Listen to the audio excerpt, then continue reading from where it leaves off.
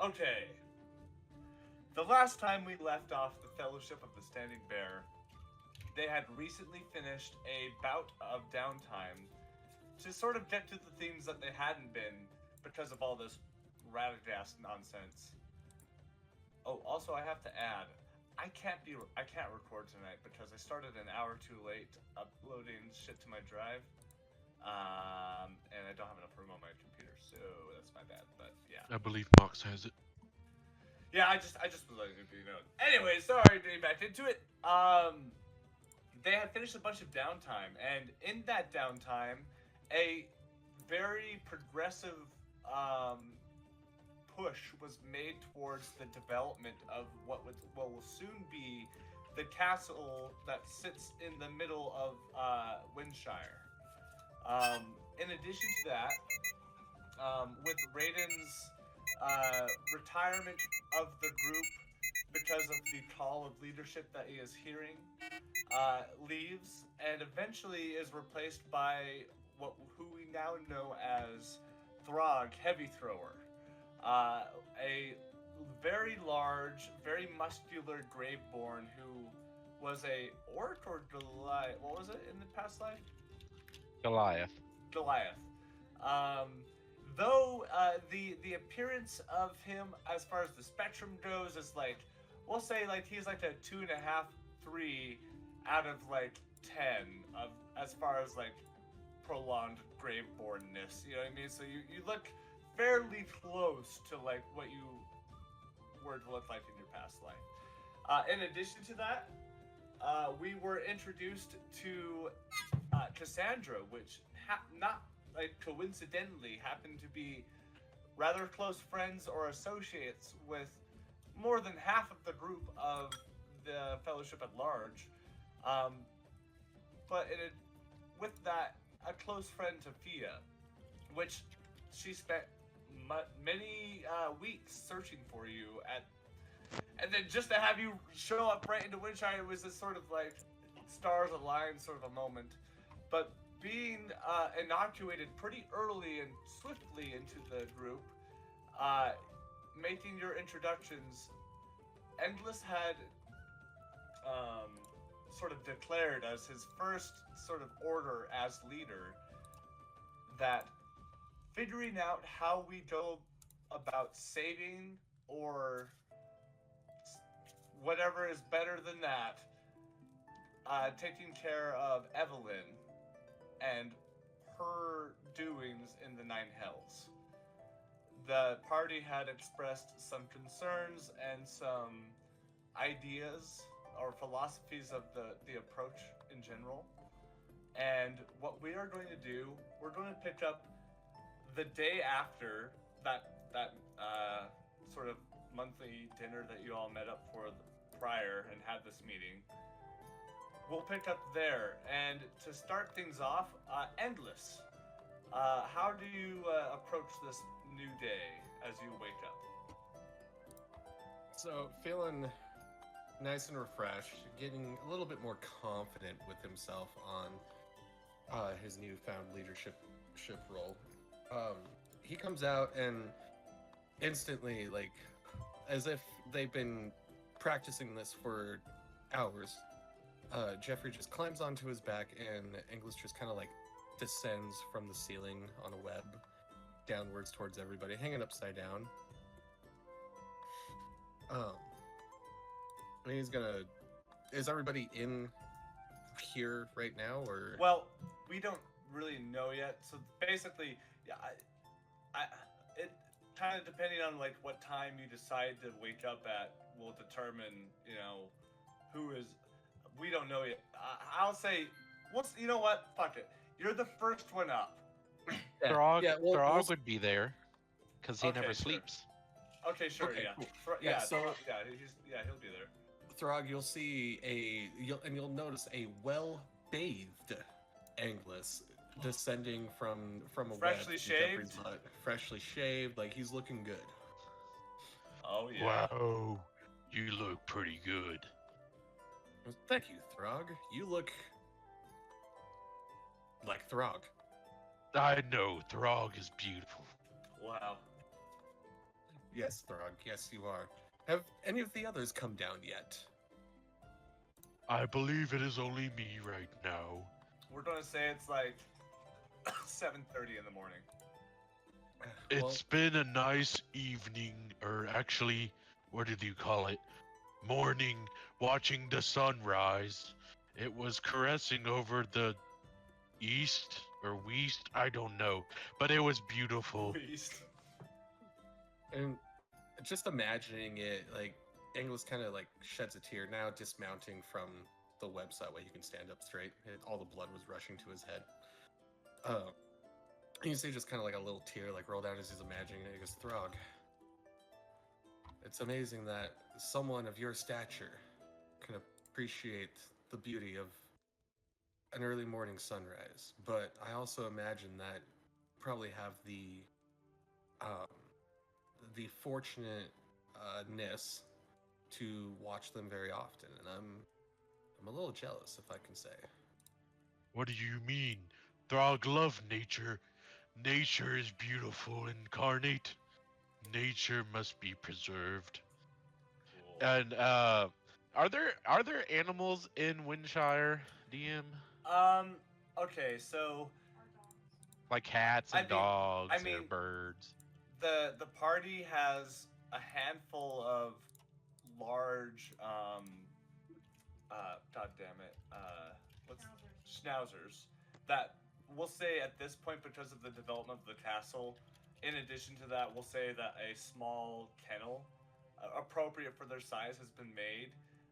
Well, yeah, If but is there like wild cats and dogs like running to around be Windshire? honestly, like you might see a cat, but like a lot of the livestock and whatnot is outside of the dome. Okay, you just see Throg petting a cat while he's talking to you. It's missing an eye, and the fur is missing off the very tip of its tail, but it looks very cute with its orange and brownish stripes. See, And Throg love nature. and Throg, I didn't mean. I'm sorry. I wasn't trying to judge a book by its cover, and I apologize for that. I know Throg look weird, but Throg is good person. In all honesty, Throg, weird is not the word that I would use. I would prefer the term badass. I know I look ugly, but Th- Throg think he look beautiful. He goes, okay. I think breakfast is in order.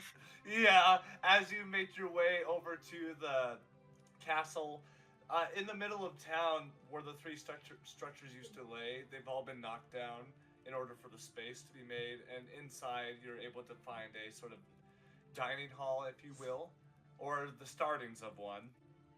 And at that point, we'll go to who else wants to jump in next. Sandra would be the last person. She'd be up at like 10 a.m. Okay, what about Fia or Mox? Mox would have been up fairly early to kind of get a run in with Teddy. What I'm kind of picturing is there's like a kind of like a trail around the inner part of the dome, kind of like where you could hit any of like the sentry stations. And he kind of does Yeah, that as a daily routine. yeah, we'll say there's been at this point a small small gravel path essentially that goes the whole circumference of the dome, and yeah, that's great. So We'll he'd be say coming into the building, kind of a little bit of a light sweat going as he comes for breakfast or in for breakfast. okay. Um, at this point, you just see Endless and Throg taking their seats, and it seems as if they are just sort of waiting, having a little bit of small conversation back and forth. And it's at this point where you two see Mox kind of come in, looking like had just done a casual 5K or something, with a small sweat coming on. He joins the table. Morning, Good Mox. morning. Morning, Teddy. Sit. And you kind of see like very like almost kind of like a military sort of dog, where like instantly was already moving into position without me saying anything, kind of just pointing. Sure. Um, What was the color scheme of the code again? oh, just a sec. I saved this. Good So dog. while you're doing that, Angus is gonna look at Jeffrey and say, "Jeffrey, sit." Trying Jeffrey to mimic you. Jeffrey just kind of looks at you, and she's all like, okay, but because I want to, not because you told me. Stupid. she just kind of lowers her arachnid self on the top of the ceiling. Angus Good will kind of like dog. scratch her butt a little bit. Dog just says good dog to the spider, not knowing what it is, not knowing the word. So Teddy's all white, but he's got a black sort of like V on his chest, and then one of his paws is black. Cool. Yeah, and Teddy, I also like the schnauzer beard look. I imagine like is cut at a very like 90-degree angle, so like they're, you know what I mean. It's very what's the word? Chiseled Obedient jawline. looking, chiseled. Yes, and he sits just perfectly. Um, quick pause. I think my dog just committed some atrocity. I'll be right back. Sodomy? Oh no! Atrocity. Sorry. We'll say as you gave the command to sit, Teddy had already been sitting, and when you had said that, he just sort of like readjusted his paws while sitting. And we'll bring it to Fia. You what would you be like to do? Oh my God, what would you like to be doing as you wake up? So typically, Fia wakes up. Can everybody hear me? Yeah, we can hear you. Okay. So typically, Fia wakes up and meditates, but she goes downstairs to get some tea while she meditates. And when she went downstairs to get the tea, she saw people are already up eating breakfast, so she decides to meditate later and join the group. Okay. Good morning. And she always forgets about Mindy until Teddy's brought up. So we'll just assume that Mindy kind of follows her around. So before she goes and joins breakfast and part of her meditation routine, she takes her outside. And the dome. no, just to go potty. Oh, okay. Oh, okay. And then sometimes on her meditation days, she will go on a walk with Mindy and she'll run into Mhox and Teddy. Oh, okay. Okay. But that, most of the time, it's like maybe 50-50, 75, 25%, whatever. She's meditating as well, actually in her room. So it depends. But today she was just going to meditate.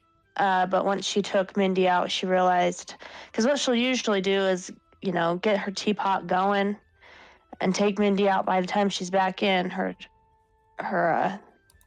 tea is ready. The water's warmed up enough. But she realized everybody's in there, takes Mindy out and joins the group. And we can say she maybe joins about the time Engless just comes down from the web. Okay. Quick question, Raiden. Evan.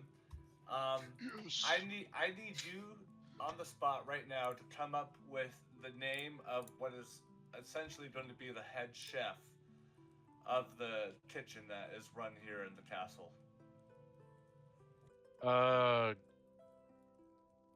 Is that even Ooh. cemetery? Grokshmish. Excuse me? Grokshmish. Gretschmish. Okay, got it. We're going to say Gretschmish was a gnome in the past life, and has, we'll say he's a little more far gone than Throg, but not so much where he's totally deformed. He has a mustache that curls very tightly and is out about maybe 3 inches or so off of the face. And we'll say that Gretschmish has prepared a spiced ham and potato sort of like hash with a side of like cranberry and 3 different types of gravy to put on the whole thing. And this is like sort of the breakfast meal of the day. As you guys sort of start to begin to eat, we'll say enough time has passed where we are now having the camera pan over to Cassandra sleeping in what I would assume would be Her wagon. Okay, yeah.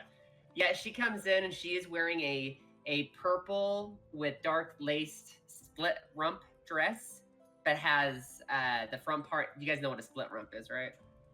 No. Nope. It's the big booty dresses. I'm looking up No. now. Oh yeah. It's like what the Cinderella's stepsisters wear to the ball. You know, the big yeah, butts. Cinderella with the big dress. with like the little like Yep. like, little thing. It's in a the very back. fancy. Gotcha. Yes. You got a little booty dress. Yeah, Gotcha. so she's wearing that with the front part splits open, and she's wearing black pants with very black leather boots. The sleeves split open and hang down as she's wearing long gloves on each hand. The dress goes up to her jawline, and it's like cuffed tightly around her neck, with black decals while wearing the fencing hood that she has. Good morning, lovelies. Glad to see y'all are bright and early. Is there a special occasion? Nobody told Throg. What do you mean, special occasion? Well, Oh my you are God. fancily dressed. Throg would have wore bow tie. Oh my god. Fancy. Oh, sweetie, this is just one of my day dresses. Nothing to worry about. Oh, thank God. I thought Throg was underdressed. Literally, like, what clothing are you wearing, Frog? He's wearing some like steel capped like Wristband boots. things? Oh, okay. Greaves, I guess they're called. Like night boots, but that's like the only Gotcha. metal kind of attire he's wearing. Then he's wearing some nice cloth pants, kind of like monkish looking, kind of like real baggy. Lets for all the flexibility. And then he's wearing like a large leather and metal, maybe a little gold filigree on it, belt, kind of like a wrestler's championship belt, but not Sure. like so much metal and show offness. And then like some leather loincloth with like some red little little flippy bits kind of dangling down. Okay. Fia, And that's any word- it. Oh, sorry, Cassandra. Sorry, I kind of got off on a tangent there. You can. Go ahead and take it away. She did she see Fia at the table? Oh yeah. Oh, Fia. Good morning, darling. And she kind of like sits next to her, all fancy like. Good morning. And I'll also say I had pitched in while her and Throg were talking and just said to Throg, you know, she always dresses like this. Don't worry about it. Kind of when she was saying that this is nothing for her, I chimed in at that point. You could have seen her when she was adventuring. It was a lot worse. If I cannot carry it, I do not bring it. As I love Richard it. just like sneezes while he's sitting next to the massive war wagon. Yeah, I was gonna say, that wagon, you can basically bring anything you want. Oh, I wish. Not enough room. How much of like your wagon is just a bunch of clothes?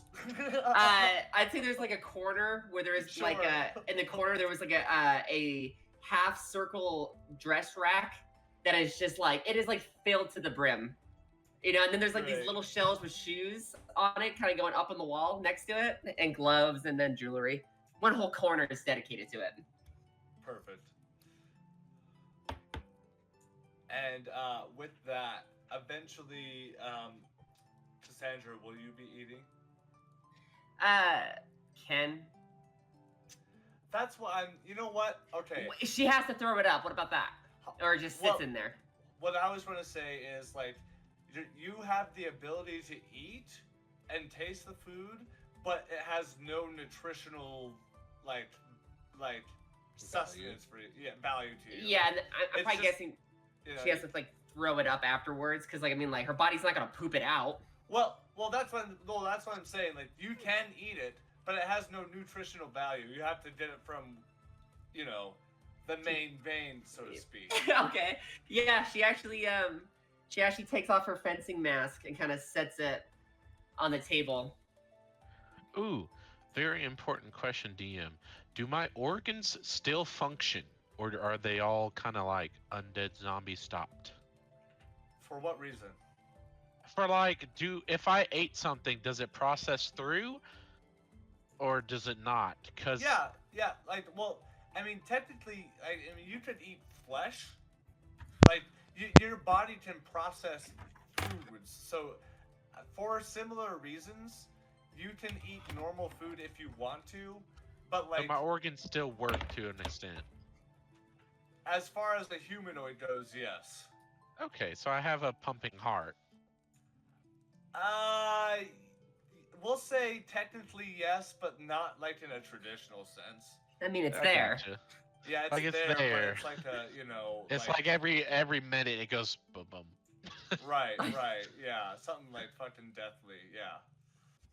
I kind of imagine Throg, like, every now and then, it's a good enough beat that he feels it, he goes, the fuck was that? Right, Still right. alive. I'm still alive.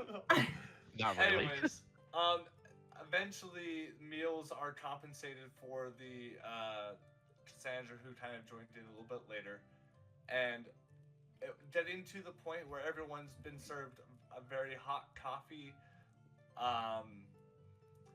We will pan down as the camera kind of comes around the table, and we'll come to Endless. Address the group how you will, as you finish eating.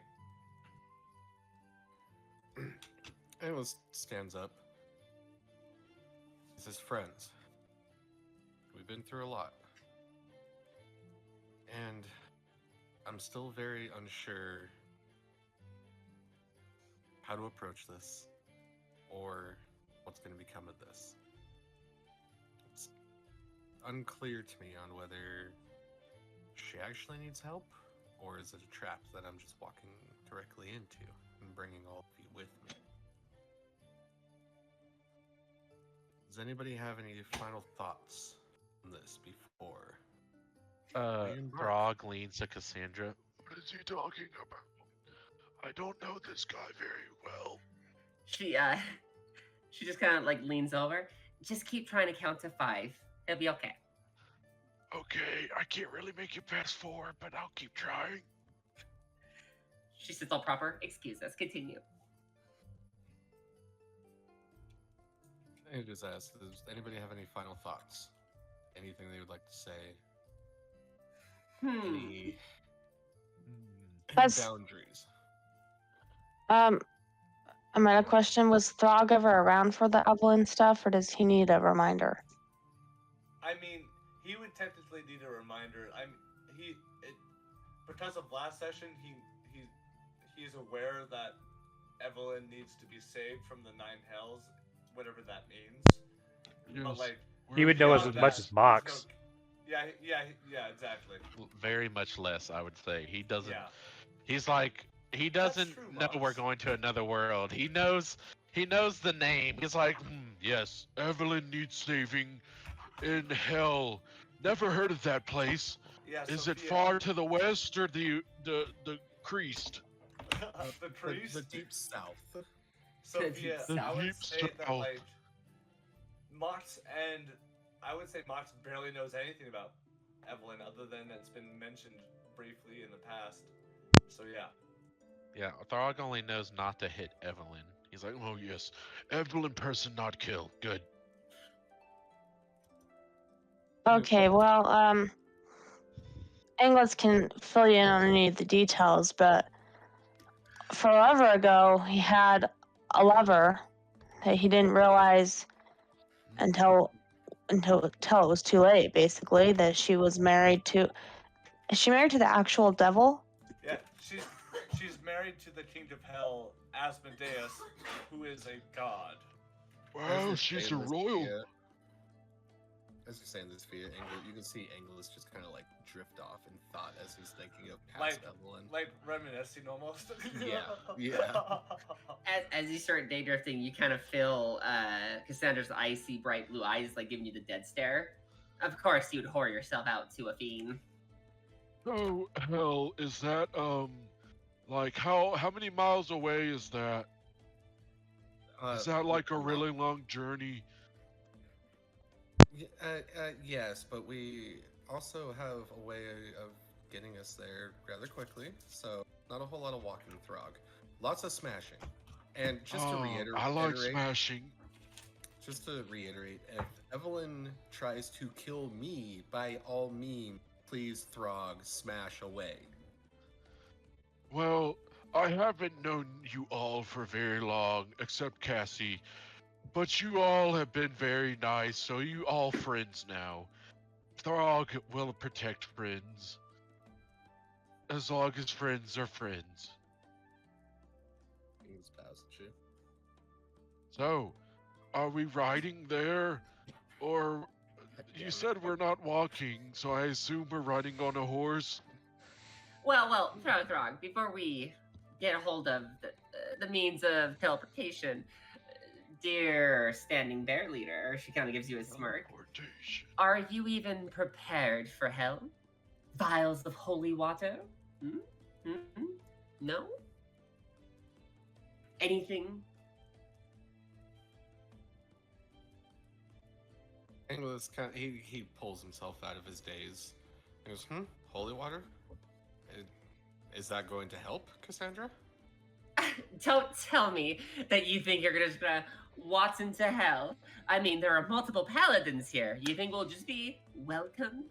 Pish posh would not go down that way. You should be prepared before we just run dashing in like young hearing adventures. Unless you guys do that bear transformation thingy I heard about, then you'll be fine. You see, good plan. Even Throg knows that. You see English just like bend down and pick up this large halberd. He holds it out to you and he says, "It is literally called the Holy Avenger." Can you kill over 100 demons if they rushed you? He kind of does his dance. Into hills we go. Into English's mess. Throg would like holy water in case he gets parched. God damn it. Oh my god, you motherfucker. Throg would like preparation. You get a fate point for that.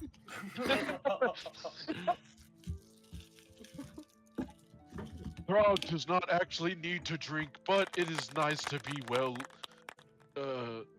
moisturized? Lubricated. Lubricated, thank you. I will say that's the word. I don't think Throg would be able to make the check. I don't know about anybody else. You can make the decision if you feel like your character would know. But if y'all want to sort of make either a history, religion, I would allow Arcana as well checks to like suss anything out about the Nine Hells in general. I'm gonna roll, but can I do it at disadvantage? Sure. Would I be able to apply advantage? Because I have advantage to recall information about Fey, fiends, or undead. Okay. That's my Hunter's Bane. I would say no, because we're dealing with devils. And I also, on a meta level real quick, it's okay people if y'all want to say demons, because that's kind of like more like a common word. But technically, on a meta level, demons come from the abyss, devils come from the Nine Hells. So when we fight things in the Nine Hells, there's going to be some classification of devil or something that is a tangent off of that, just for clarification. But right, so they're different from fiends. They're different from fiends, and that's what I was getting at. So in this context, I'd say no. You wouldn't. Oh, if it wouldn't apply, I wouldn't even roll for it. So. Oh, okay. So who would like to roll? I did. Rolled a 1. English rolled a 18 on history. I figured it would apply for his character having like fighting like the undead and stuff. Maybe he remembers something of the occult or something. Cassandra rolled a 20. In what? History. Let's see here. Let me pull Rolled up a one in 19 and history. 20 in history. Woohoo. Okay. Um, while you're pulling that up, it's not a good roll at all, but I rolled a 5 in Arcana. Me and you, Fia, we're on the same wavelength. We got 5 it. on what? Okay. So, I'll start from the bottom up. Fia.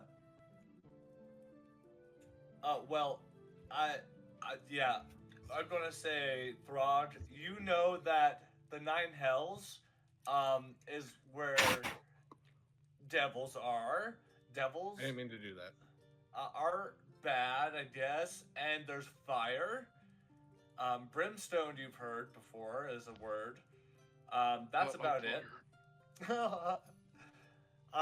Fia, from an Arcana's perspective, even though rolling a 5 is low, I will say, you know, just from things that you've learned in your life, that Asmodeus is responsible for mortal life to be able to cast and use the arcane at their will. So to some degree, this far down, like the generations, like, you know, eventually bloodlines developed and like different things happened as far as the studying of it, and it became its own thing in different sectors, but it all originates from Asmodeus, the ruler and god of the Nine Hells. Building up to that, from a history perspective, Endless, you know that out of all of the Nine Hells, the most common, and because of where you're from on the east side of the continent, you are aware of New Vendmora, which is sort of like a third-party. What's the word? They don't align with the Cragmaw Kingdom or the Empire of Urim. They're their own sort of thing. There's a word for it. Anyways, they function as like a neutral ground as far as like judgment and like you know, atrocities that have been committed on a large scale. You know what I mean? As far as that's concerned, and because of that, a lot of like bureaucratic business is done in that city, and because of that reason, there are like almost a portal to every realm of existence outside of the prime material plane. So with all that being said, I will say, like, you know that the most like the bottom ring of hell, the ninth range, is called Nessus, and it is where Asmodeus rules and sits upon his throne. Outside of that, you know of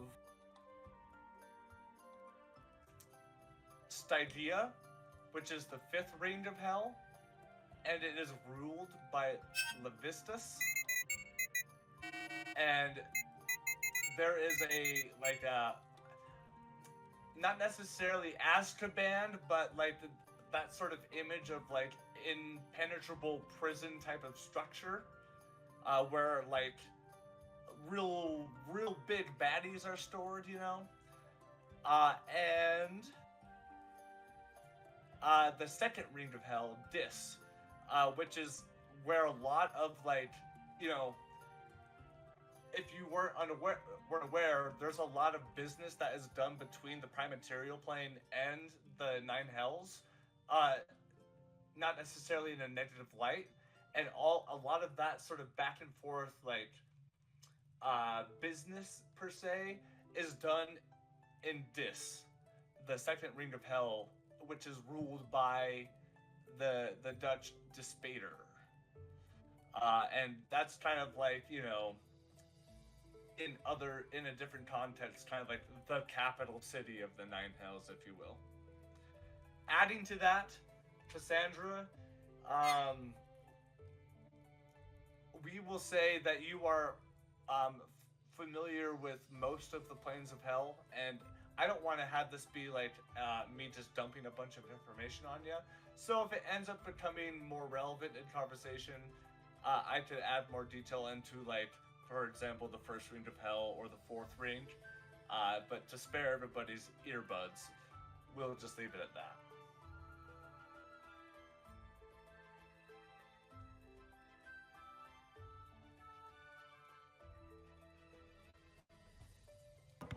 Sorry, So- I was muted. I Oh, said that's okay, fine. go ahead. Sorry about that. So with all of that being said, as the group finishes their last scrapes on the plate, who breaks the silence with the first step of the plan? When Cassandra doesn't really like hear anything for a second, she goes, "So, Engless, leader of the Standing Bear, He bows. how are we getting to hell? Do you have a personal invite to one of the levels, or are you just gonna start digging?" Well, I believe that our esteemed colleague Raiden said that he would be able to transport us there. However, we wouldn't have a way back. I like the digging plan. The gas cool King Raiden, he's here. I'm very excited to meet him. He's in all kinds of stories. Getting Fingers back. Face palms.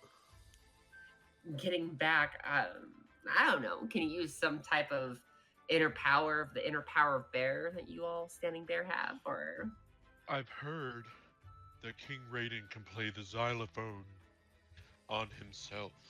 Oh my god. He's actually a quite good musician. Chopsticks. the tale's been said. Wait. With a raised eyebrow at Throg, and he goes, "Well, I mean, it's hell, right? Like, there's got to be a way back. I'm sure." Well, yeah, we could just walk back. Exactly. Come on. Like Throg said, we can just walk back. Cassandra, are you getting cold feet? Yeah. her, Come on, her- Cassie. her sharp blue eyes batter at you with her long lashes. Cold feet. Do I need to help warm you up in a spa, or are you just too dusty? And he kind of like cracks his shoulders. He's like, "Oh, trust me, I've gotten a lot Oh. better." Anyways, I don't really have a plan for us getting back. In all honesty, I'm sure Evelyn could get us back as long as everything goes to plan A, which I will explain in a second.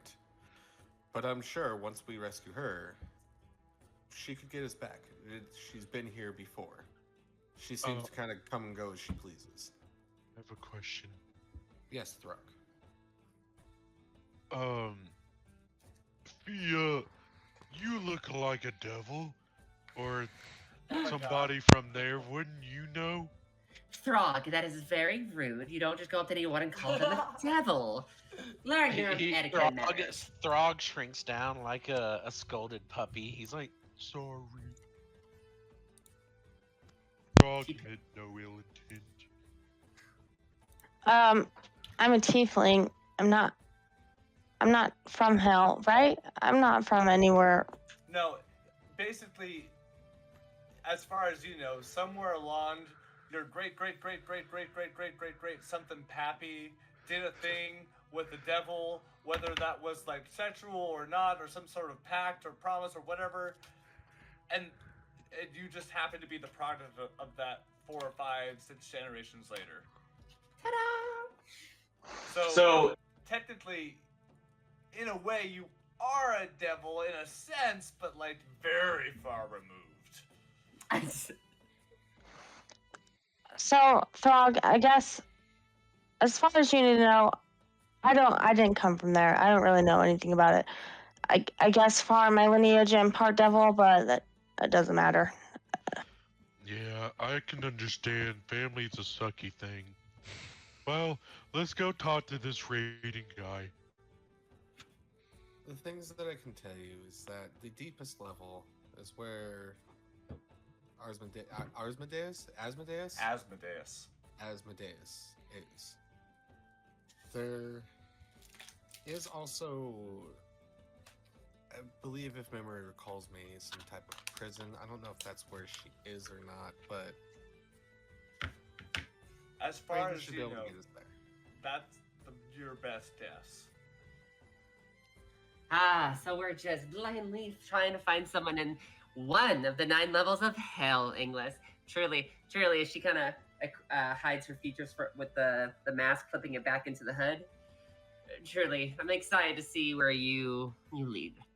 Well, I'm Didn't glad the everybody scroll seems tell to have a level of optimism as we come up with this plan. But as you kind of pointed out, with little to no leads, I think a diplomatic approach, much like Zafriel mentioned, is our best cause to start. If we start throwing hands as soon as we enter, we very may well find ourselves never leaving. A Goliath with etiquette with political means. Oh, see, I like him. I agree. Throg is not happy with this plan, but Throg follow anyways. Do you have a way to get in touch with Evelyn? Because maybe we need to confirm she can get us back. If not, maybe we need to ask Raiden a favor if he could come with us. Ah. He kind of like you see, look, you see the gears start to turn in Inglis's head as he goes, 1 second, and he hops up onto the table and taps his back for Jeffrey to climb on, and they web up out of here so Inglis can go and look for the necklace that Evelyn gave him.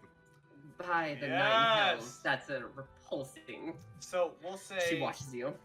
We'll say that it's in Zafriel's room, and because of the nature of the like work in progress of the castle, though it is 100% insulated room, it's not very decorated or very detailed. You know, sheetrock, if you will, that kind of look. But you are able to find in a simple drawer next to Zafriel's bed the pendant or necklace, if you will, that Evelyn had given you in times past. Awesome, and he doesn't put it on or anything. He picks it up rather carefully because he's still unsure what it's gonna do. And then the temperature of the necklace is just like the skin you remember. Oh, jeez. Inglis kind of like sniffles at the air for a second as he descends back down onto the table, and then Jeffrey hops off his back and scurries back onto the floor. And Inglis, still standing on the table, spins around and he says, "I have this. Remember, Evelyn gave this to me. She told me if I ever needed her or something to put the necklace on and she could find me. I don't know if this puts me in direct communication with her, though. Well, But I'd have to put it on to find out, and I've never put it on until today," as he's looking at it, hoping somebody will stop him. Again with the Evelyn thing, I don't really know y'all that much, and you keep mentioning like I should know. Maybe Throg forgot, but yeah, I don't know her.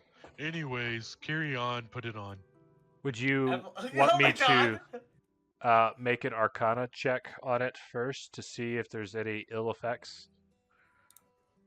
Inglis is just like, sure, as he like just haphazardly tosses it to you. Still on top of the table. you know, He's now gonna Okay. sit crisscross applesauce on the table. But I had bad manners. You good with me rolling that, DM? Yeah, go for Mhox. Yes, please. Not great. 13. I will say this. Though most of your experience comes from the ghostly, demony fiend variety, this necklace exudes a level of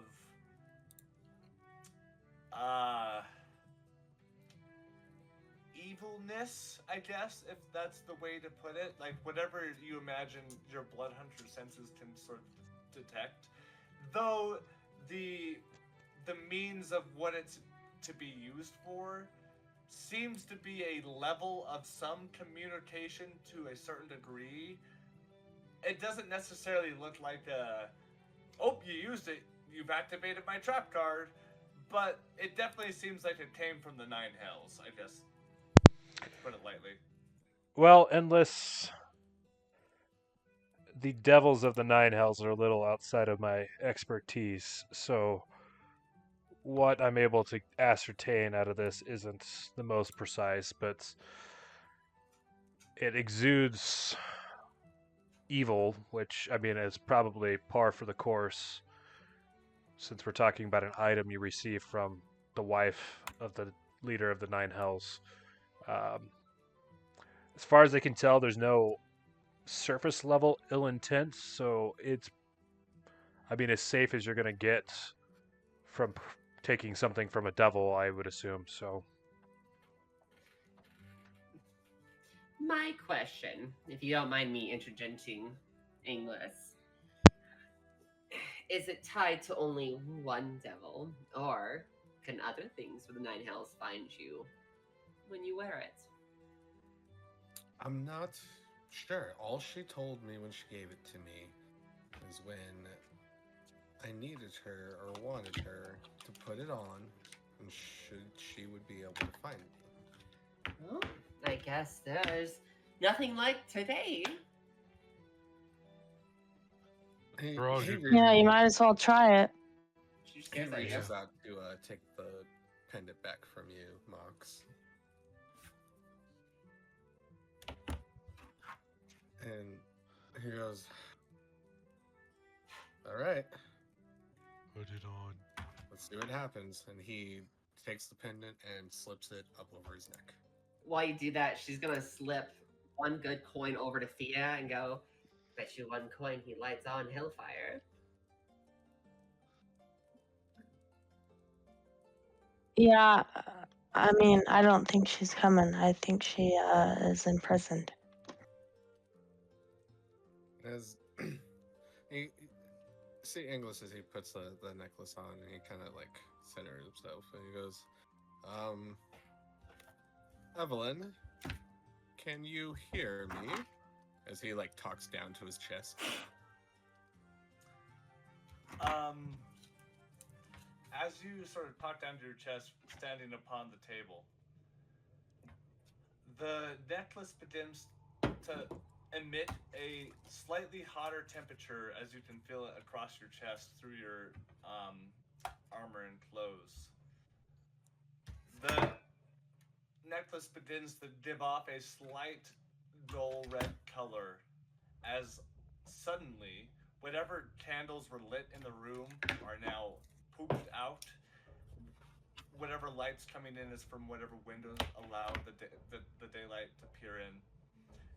And a small amount of particulates, dust, and smoke begin to whirl up into the center of the room. And as the smoke begins to get slightly more and more and more opaque, the amorphous shape of the smoke begins to take the shape of Evelyn, who is sort of like in a slight dipped position on top of the table with you, Endless, as she hangs from your shoulders, and she says, "Oh, I'm so glad to see you." And she just reaches for the back of your head and just gives you a large, inappropriate kiss in front of everybody who is sitting at the table. Oh, Wow. dirty laundry. Wow, what a dude. So she's not like actually here, right? This is just like some kind of apparition. No. The smoke made the shape of her body as she manifested into your arms, essentially. So she is here. As far as you know, she is here with you on top of the table. English like kind of he puts his hand on her shoulders and pulls her away from the sloppy kiss that's going on. I imagine like the sloppiest. Yeah. And towards the end of the kiss, it's one of the reasons why it is cut short. She bites your tongue and you begin to bleed an uncomfortable amount. as you pull back, you have a little bit of blood coming down your lip, as she as well has a little bit of blood coming down her lip, but smeared onto her face. You just bit me? Yeah. And Playfully. Ow. What the fuck? I don't have a lot of time. As she looks around, what the fuck? What the fuck? Endless. Okay. She jumps off of the table, and you see before you a divine-looking woman. She, as far as you would know, doesn't at first look devilish. But with her long, sort of like blackish hair that's very straight, you can see at the back of her skull little tiny horns sticking out from her hair, with a sort of like a darkish red skin tone. She has piercing black eyes with a yellow slit, and she appears to be rather messed up. She has a visible amount of scars and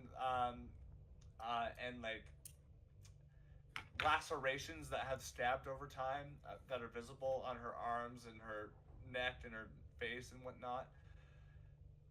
You are one roughed up devil, aren't you? Yes, and I don't have much time. Endless. The necklace that you're wearing allows me to visit you upon any sort of means, but it's only for a brief time, and I figured I would need it. I'm trapped. I can't escape, and I'm not going to be able to complete what I'm after until I can get out. And I just can't. And she begins to sort of cry, slightly, with tears that kind of go down her cheek, and she kind of looks at the rest of the party kind of sitting at the table, and I won't make anybody roll an insight check. If anyone feels like they might be able to pick up on it, I would say it doesn't seem performative, but to a certain degree, you question the authenticity of the tears, and you're not sure if that's because she's in front of people that she didn't expect to be, or what. But I'll leave it there as she looks desperately towards you, Endless, as you still stand on the top of the table. I rolled a 20. I just have a quick question for her. What other what thing did you say you had to do Yeah. that he's keeping you from? That is a good question. That was my question as well. Now, Evelyn, is the time for honesty, because I can very well just leave you here. Real quick, Dre, I wasn't going to have anybody roll for that. What I ended up saying is whoever was, interested, that's what you would pick up if you were. Roger Bodger. As Evelyn looks back at you, Endless, and then looks back at Fia, and then begins to make eye contact with everybody in the group, I will say this. Though you see what could potentially be classified as a damsel in distress, everybody in the room feels this sort of like ethereal like pressure, like as if you're in the presence of something that is very powerful. With that being said, she sort of like looks fidgety, as if she doesn't have a lot of time, and she lets out a drawn-out sigh. Asmodeus promised me many things, and he's followed through with many of them, but not the one that matters most. It's I who deserves to sit on the throne. He told me I would be the one, and it's been a millennia or two. I've decided to take it into my own hands. But because of him, as she sort of like out of the corner of her eye looks back up to Endless, things got complicated. And my husband doesn't agree with the amount of toiling I've done in the primaterial plane, to say it lightly. With suspicions of my motives, he's trapped me. So, I just need help out. I just need help out. As she kind of starts to cry a little bit more. Oh. And as a couple tears fall, she looks back up to Throg. I just need help out, and I can do the rest. I mean, Come on, she don't looks like wanna- she needs help. I don't want to speak for Angless, but I just, if you're after trying to take your husband off the throne, and he got onto that or got suspicious, whatever happened, because you were coming more to our plane, then maybe he was right not to be suspicious. So I would like to say that maybe if we do plan to rescue you, you agree not to try to overthrow him, because I don't think we want to be a part of that, and Angless can decide what he thinks is best. You can see initially she has like a scoff, like as if like that is exactly like literally what she did not want to hear, and she sort of like looks in disbelief for a second at Endless, as if like you're not going to let that happen, right? As she looks at the rest of the group, whoever wants to hop in.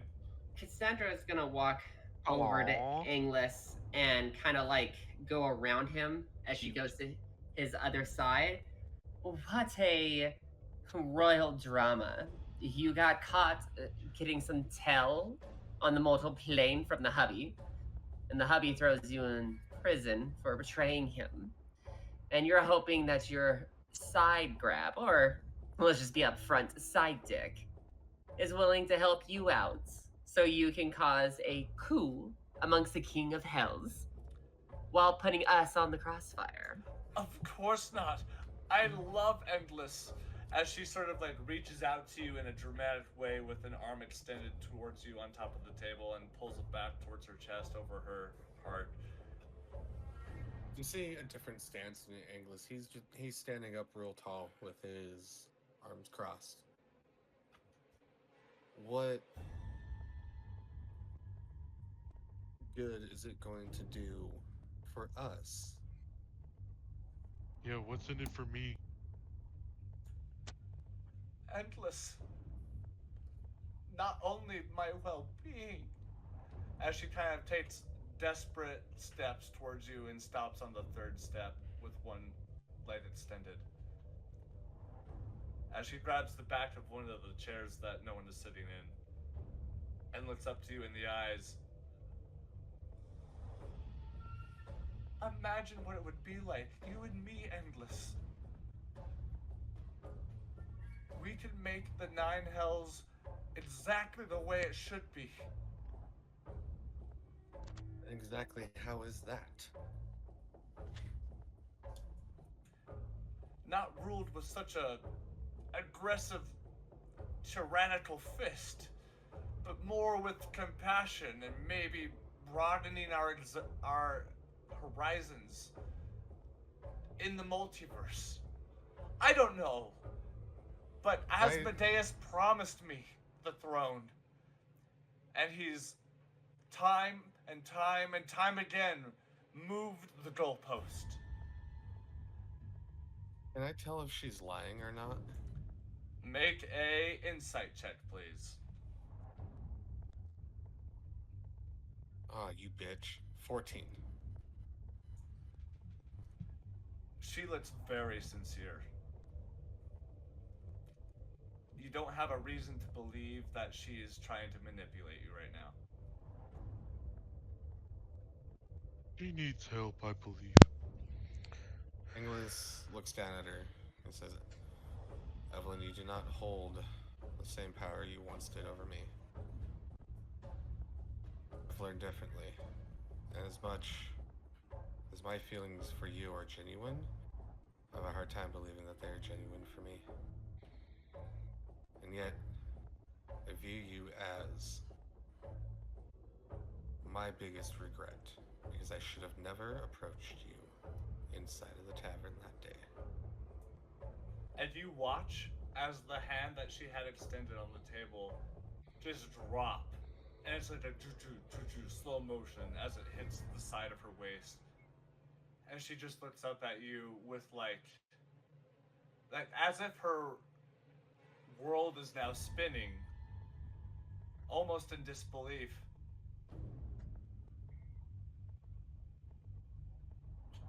So, you and I? As she pauses, unable to finish the sentence. The only way there could be you and I is if you had an ounce of good inside of you.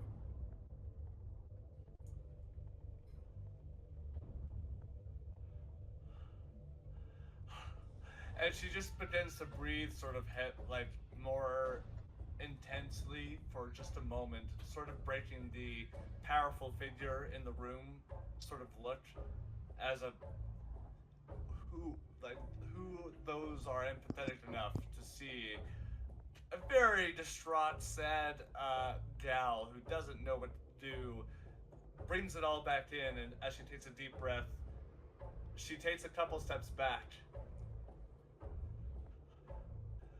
Okay, I can live with that.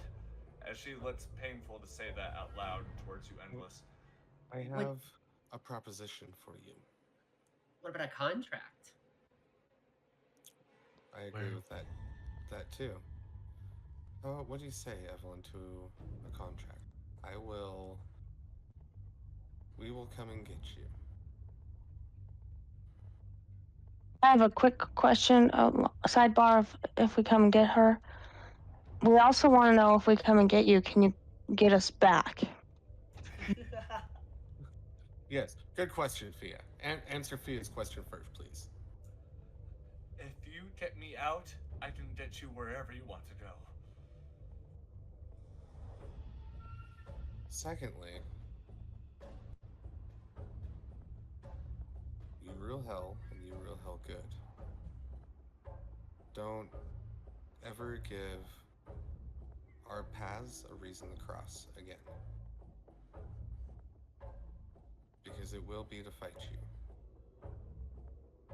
Frog-like Leave fighting. the Standing Bear alone, and you leave our plane alone. You stay where you belong. Deal? At which point, you begin to see smoky wisps come off of the back of her form in such a way as if it's being sucked up by some sort of ventilation fan. It's pretty low key at the moment, and she looks up at you, and like with the look of like a lover looking at another lover and saying goodbye for the final time, she just says, "Okay," as she closes her eyes and bows her head. And the smoke begins to sort of like disassemblate her form as she looks up to the group once more, and she says, "I am held in the obsidian. What's Obelisk? the word? Obulette? No, it's obulette. I think is what it's called. An obulette. It's like a older, different word for basically a prison. I'm pretty sure it's obulette. I'll have to double check that later. Anyways, and it's on the plane of Stygia. I don't know what you'll plan to do, but hold on. I gotta look this up real quick on my little thing. If you choose not to come straight to the prison, I technically have a favor from Dispater, the ruler of Dis. And you can go there if you'd like. As she looks back at you, her form nearly gone, just revealing the frontal plane of it, looks back up at you, Endless. I'll respect your wishes. But if you change your mind, I will be here. As she just kind of goes into a poof of smoke, and as the smoke dissipates, the candles in the room that were lit prior become relit as the scene sort of kind of comes and dies down. Well, Nameless, I would He never answered my say question. before you do Hold on, free Dre. her, Start over. You're make You're sure getting there's real a body contract. here. Yeah, start Oh, over. can you guys hear me now? Yeah, you can just Better. start over. Okay. She'll look right over to you from behind you, English, as she goes, before you free her, make sure she signs a contract. Never trust the devil, darling. Yes, of course. We will make sure to draw one up. She What never question? answered. Yeah, I was gonna ask. What question did you have? Who, me? Yeah, Throg. Yeah. I asked what was in it for Throg. I was gonna ask for something to make Throg stronger, but she never replied. Darn it. I mean, if she becomes the ruler of hell, she probably can give you whatever you want. Oh, sure. Well, Throg's not smart enough to think about that as he Oh, kind of sure. just kicks. Yeah, As he's just kicking some yeah, pebbles around. It's like, yes. dang it. Yeah. Throg now get nothing, but we'll still help friend. When we rescue her, we'll ask her again. That's a good plan. See, this is why you're smart.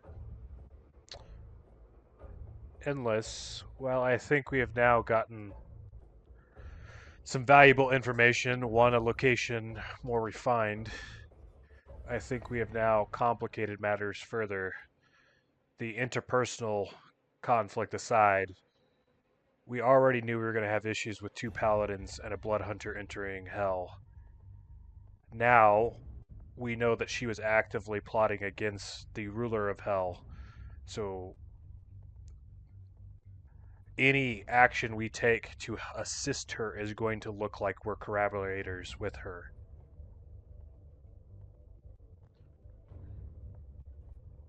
Good point. Yeah, I do worry about her plans to overthrow the King of Hell as well. Maybe she could rule hell better, but like Mock said, I don't want it to look like we helped her at all, because Asmodeus is the reason why I can practice magic, and I don't want him to take that away. Maybe you should speak with him and ask him if he needs, like, if you get it. I don't really know where I'm going with this line, but baby, Yeah, Theo, just maybe ask him if we can have a tour. yeah, ask your deity, whoever you said Fia, damn it, if everything's okay for you to go to hell and help this person. God, that was a lot of words. I'm proud of you, We'll say you Frog. take like 1 point of exertion damage on your brain. Yeah, he takes like 1 psychic damage. Yeah. Little nosebleed. Yeah, do that. I appreciate how much effort you put into that idea, and I'm just a little nervous to talk to him, because I don't know if it's up for debate if we're rescuing Evelyn or not. So I'll it's go probably with not. you. Oh, I'll help smack some sense into him. They're all good at smacking sense into people. I should say it is absolutely up to debate if we save her or not, because in all reality, we could just leave her there and then she's a problem dealt with. Yeah, I'm fine as long as Throg get to smack things. I'm sorry, that was killing me. Mox will reach out and grip your shoulder, Endless. As the leader of the Standing Bear, we will follow your decision no matter what it is.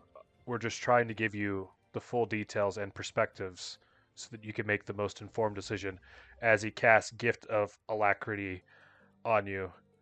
What that means is for the next 8 hours, you can add a 1d8 to your initiative rolls. Cool. Cool. That was cool. Nice. So yeah, we'll say this. Endless, getting back off the table, sitting next to Mox now. The camera will pan to you. What's the call?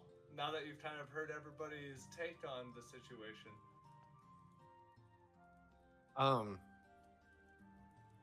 Not gonna lie, I kind of spaced that just a little bit. No. So everybody has kind of like, for example, Fia is kind of in the boat of not necessarily wanting to rescue her. Mox, I don't know if you clearly defined your position, but if you were to go about it, needed to be more of a political movement. Throg seems supportive nonetheless. And Cassandra, I would say is, doubtful at best. So all I was saying was now hearing the group's sort of think tank on the situation. What's your call as far as the next step? Either moving towards or away from the Evelyn situation? Well, English says, to make it clear, everybody who's for rescuing her, say yay. Aye. Or yay. Throg English. and Endless. And everybody who was opposed to saving her. Endless, I wouldn't say I'm opposed to saving her, but there are massive Right. ramifications whichever decision we make as Agreed. far as the structure of the 9 hells. More like Yeah. we're all in gray water. Because when you think of it, by trying to free her, even if we go in political, we're still breaking someone out of their prison that the King of Hell does not want in their prison, which will then help a coup and probably a civil war in hell. And with you and your guys' organization, you could be putting the Hell's targets very well on the forehead of the bear, English. Or let her See, stew for a few centuries. I think it's better just to do it because we can do it now and not think of the future because the future's too complex to think about and it hurts Throg's mind. See, you only are dealt the card you have right now, and the best decision you can make is with the information you have. And yeah, I want to smack around devils. Krog, remind me when we pick up your curriculum again, we're gonna put critical thinking at some point. Never been good at that, I don't think, but okay. I'm not necessarily against it either, but I'm with Mox and both what Cassandra said. I'm just not for freeing her and having her raise a coup and try to overthrow the King of Hells. I just worry that then we'll be blamed and we'll be a part of that. And that's not what we're trying to do. Ultimately, we're trying to rescue your lover, and we're not trying to overthrow the King of Hells in doing so. So I wish we could get her to agree to not do that. Or, if we really think she'll be a better leader, because I don't think letting her out to create a civil war is a good answer either. And who says that she'll even let you leave? She says she's sitting with her wee ones, but that doesn't exclude you. And even if she does take us back and takes over hell and no one's coming after us, what stops her from sending her minions to contact their warlocks to do thy bidding on this plane? I think if things go bad, we kill her. If she helps us, cool. if things go bad with what's his face, we kill him. Or we just kill everybody and leave. I'm kind of on the killing thing. I think it'd be really good. What is your relationship with Azimadius? Asmodeus. Sorry. I don't know the guy. Sorry, that was directed at Endless. I know. I know. Endless points at himself is my relationship. I don't really have a relationship with him. It was his wife that I did. I'm not talking on a more physical relationship. I'm talking on a interpersonal level.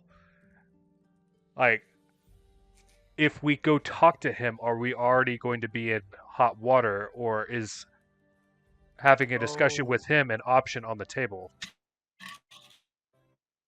There Yes. was this one time where all of the Yeah. from Asmodeus that said, "Stay the fuck away from my wife, or I will end you." So basically, the husband does know about the side dick Yeah, and who he Yes. is and where he lives. maybe. He's like, but I have this handy dandy mask, and you see him pull out this crude mask as he like ties it onto his face. You look like a serial killer who eats people. Did your girlfriend make that for you? No, actually, somebody very esteemed in my mind made it for me to protect my face because it was always being torn off by something. Oh, so that's what that scar on your face is. I thought during your attempts to train yourself with the sword without me, you nicked yourself.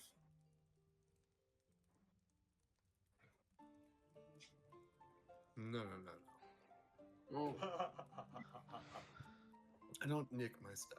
Unlike that, one time that you tripped over a log. I had like 3 bottles of wine, English. My bad. I had to go after you when you went skinny dipping with what you thought was a female, but was actually 2 midgets in a suit trying to rob you. Oh my God. No more. You win. You win.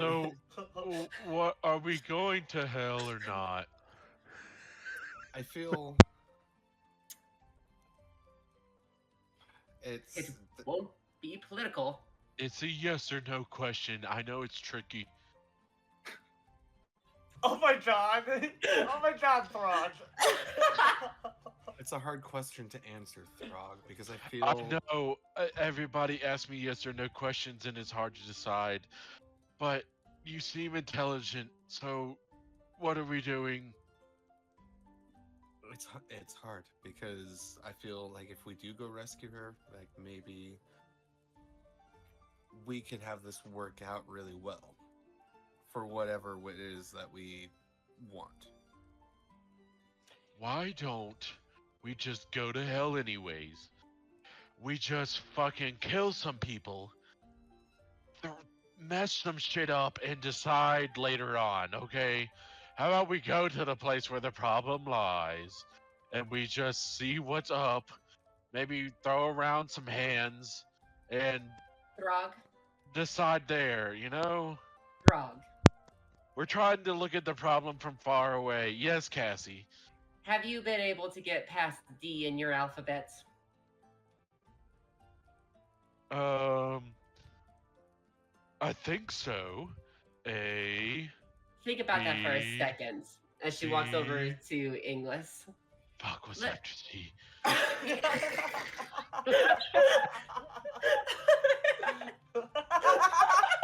I should make a wisdom check to see if I even know that. Sure, why the fuck not? She goes to English. Let me talk Fuck, that's to a 4.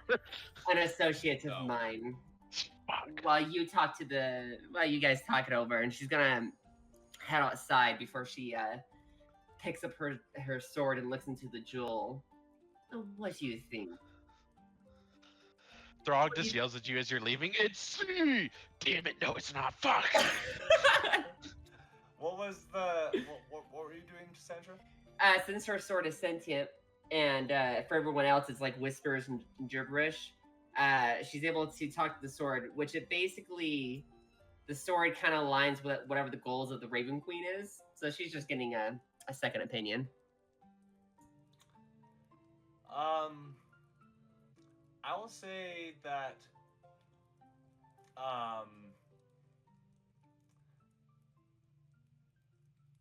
the sword. Let's see here. Let me just think of a voice real quick. Okay, I got it.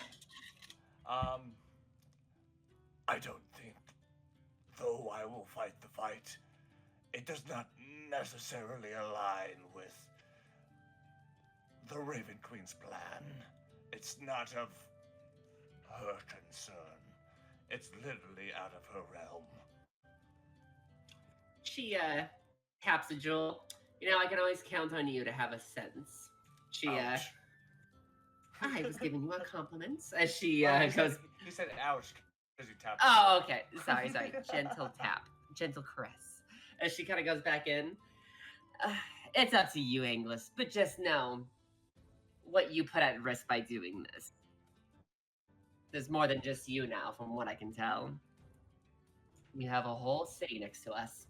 It would be a shame if devils started crawling out and slaughtering everyone.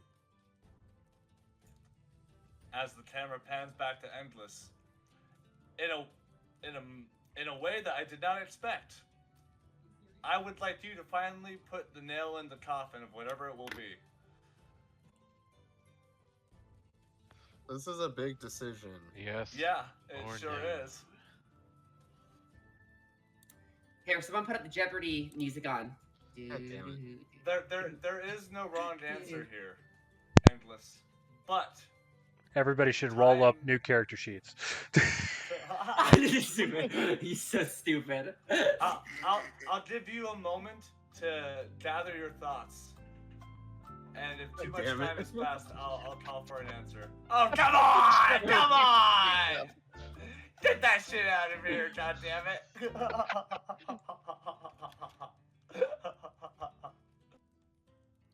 Am I allowed to ask, like, meta-wise, is everybody up for an adventure? Throg said yeah the whole time, so you know Well- I am. Hold on, I'm gonna say No, that's not it. Yeah, like meta reasons shouldn't go into this decision. True. God damn it. agreed. True. Why are you thinking I'm gonna take the shot? Hold on. And all... I'm gonna take a hit while he's thinking. Shot, Let shot, this sneak in. shot, One shot, second, shot, one second. shot, But that's everybody. fine. I need to take a something, too.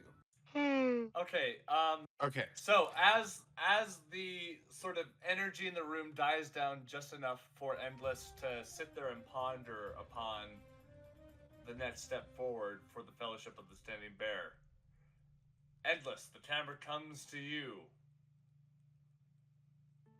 It says, I believe the direction that is being called to me that I need to go is we will go. But we're going to start in Dis.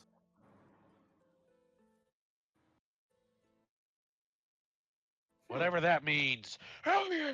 I feel like going to Dis and trying to find out more information there instead of just, warping straight into Alcatraz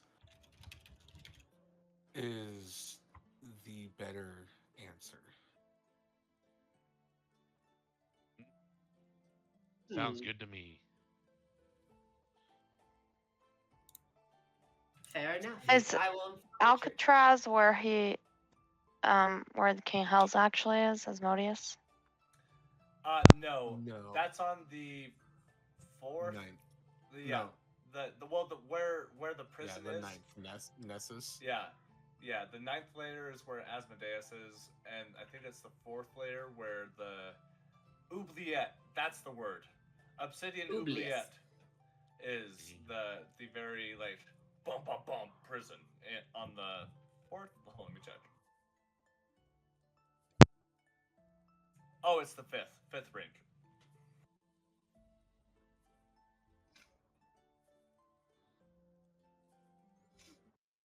I thought fifth was Stygia. Is that what you said? Yeah, and that's where the prison is. Yeah, that's where the prison is. It's ruled by the Levistus. Archduke Levistus.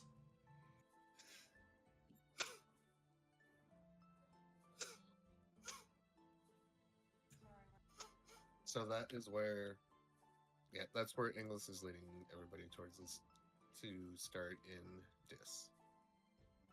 Because of the favor that Despater has. Yes. Yeah, maybe we can get more info from him. Like, is this favor, for example, from her? Like, is he part of her alliance, whatever she's doing, or does he just owe her a debt? Well, I'm gonna go get into my attire for traveling and inform Richard. Ta-ta. And she'll stand up and kind of walk away. Okay. Is there anything anybody would like to say or do in preparation for Endless's decision here? Yes. Yes, to me as well. Okay, we'll just start with Throg and then Sandra, and then we'll go from there if anybody else has anything. Throg. I would like to look for a pet shop or find a pet. Okay. There are no pet shops, unfortunately. Though the market potential is here and present within Windshire. Unfortunately, something niche like the pet market hasn't been totally touched on yet. So, I would like you to just roll an animal handling check and let me know what you roll. I wonder if he'll find like some like random cat that's like an abomination that's just like confused. I'm looking for a hairless cat if there's a preference, but I rolled an 8. Okay, well, you don't find a hairless cat. However, as you're going out saying tutu tutu tutu, eventually, you know what? Whatever you think you have on your person, what would you use as like bait to help you in your attempt to call the cats? He has some rations. Okay. He has 1 day of rations. He has one Okay, ration. so we'll say you have like some dried tuna or some shit. As you start waving around the air, eventually you hear a meow, and you look over, and from behind one of the tents, you see an eyeless cat. Coincidentally, the same cat you met earlier this morning. That's orange with sort of like darker orange-brown stripes down the back, much like Garfield, but missing an eye, and like there's a bit of like a straddled cat beard that hangs slightly underneath the chin, like a homeless cat would look. And it just looks up to you as you call out for a cat. It just goes, meow. And it just kind of like, every like 5 steps, it does like a little, almost falls over, but then reattaches its balance. And it makes its way over to you. Yeah, Throg will pick it up and just say, "I will name you Scruffy." Meow. That's a good Scruffy. And he starts kneading biscuits on your forehead. it would hurt if you weren't Throg. Yeah, he just lets it lay on top of his head as he'll walk back to wherever. Perfect. Okay, Cassandra, you're next. The headquarters is inside the dome, right? Yes.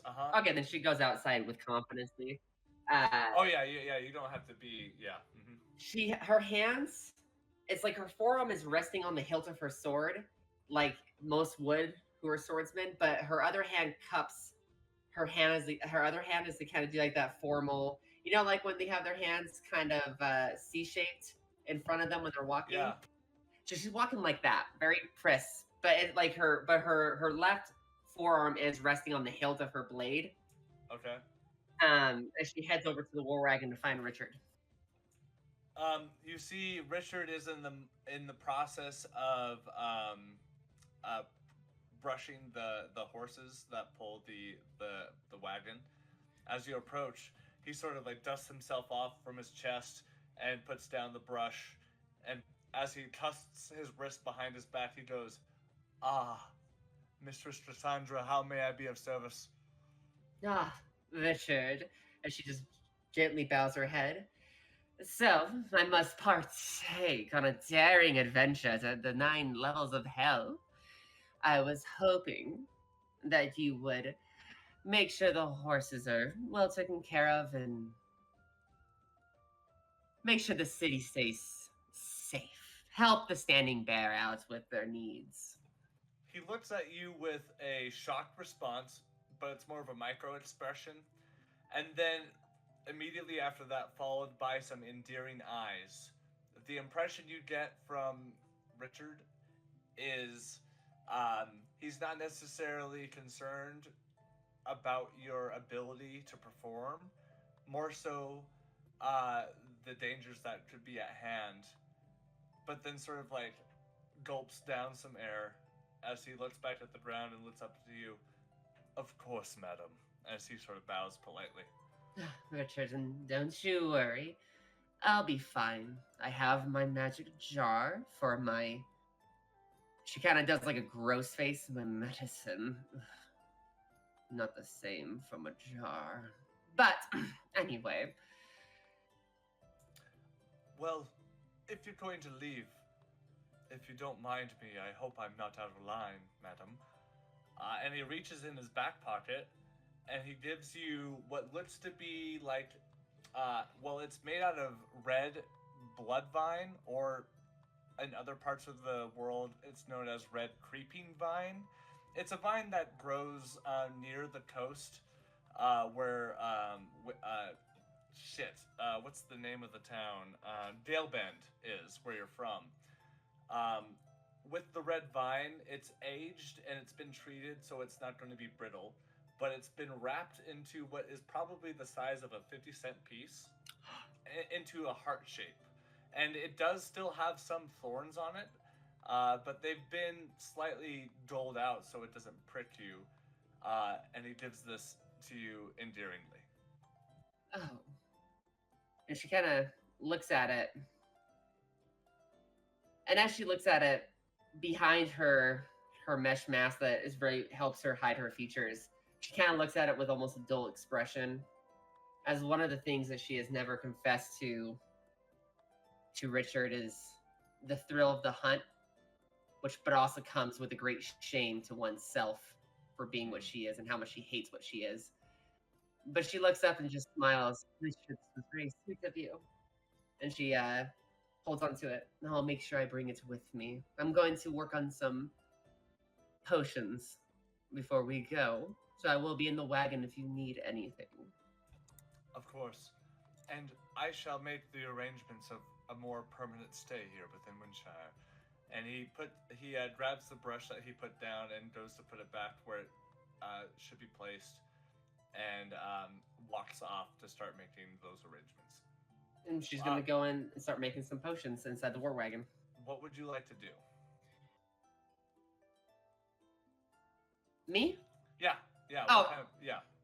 She's actually going to work on making some, even though I'm a creature of the night, but I am a paladin, would I be able to make holy water? I mean, you could make it, sure, but it would be like it's a double-edged sword. Like, do you know what I mean? Like, it's not for me. Yeah. Oh, I know, but like, you can use it as if, yeah, in a traditional sense. But like, there's dangers because creature of the night. Yeah. She's gonna like suit herself up with like this plastic suit that she hates fucking wearing because it's just gaudy as shit. Like from E.T. Yeah, you're like a fucking radioactive suit, right? But she made it out of like thick tarp and gloves, and she like ties it behind her, and she's gonna start pouring the flask and start praying to the Raven Queen to bless this water. And it's like I want to make like who in our group are paladins?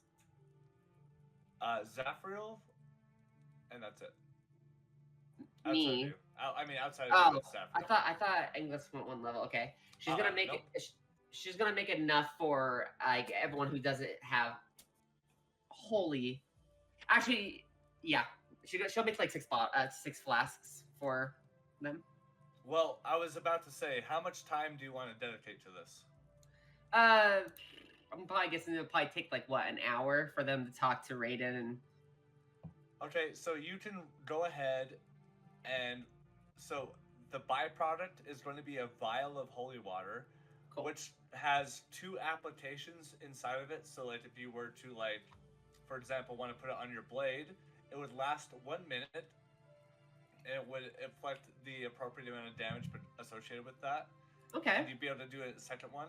What you're going to do is roll a d4 and add +2 to the result, and that's the amount of vials of holy water you can make in an hour. 3.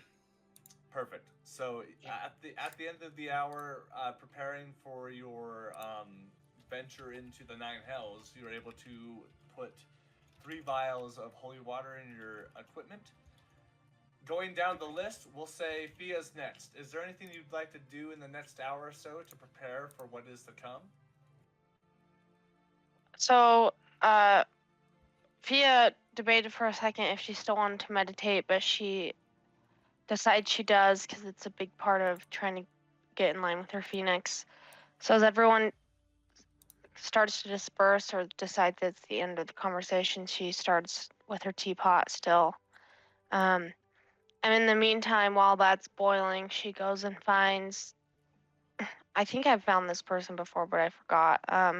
Whoever handles the small animals we have around, which I think are just chickens and maybe a cow or 2, and see if they would want to watch, if they'd be willing to watch Mindy while we go on this adventure. Sure. And we'll say that, like I mentioned before, there is a appropriately sized, however not immaculate looking yet, dog/kennel that was created when the tassels first started their building. So I don't remember the name of the guy that you found before. So what we're going to say going forward, the kennel master/stable master will be known as Reggie Studelmeister, and he is a Graveborn that's pretty far gone. We'll say that he's like a 7 out of 10. So he really like one of his arms is shorter than the other, and though his legs are fine, he seems to walk with a limp, and he has sort of a pointed chin. Outside of that, he does still have some reminiscent features of some variation of an elf. And as you approach Reggie, he says, "Oh yeah, I can watch anybody. Queen Mindy." And as he sort of kind of like about it, he just kind of like calls Mindy, and Mindy kind of like respectfully approaches.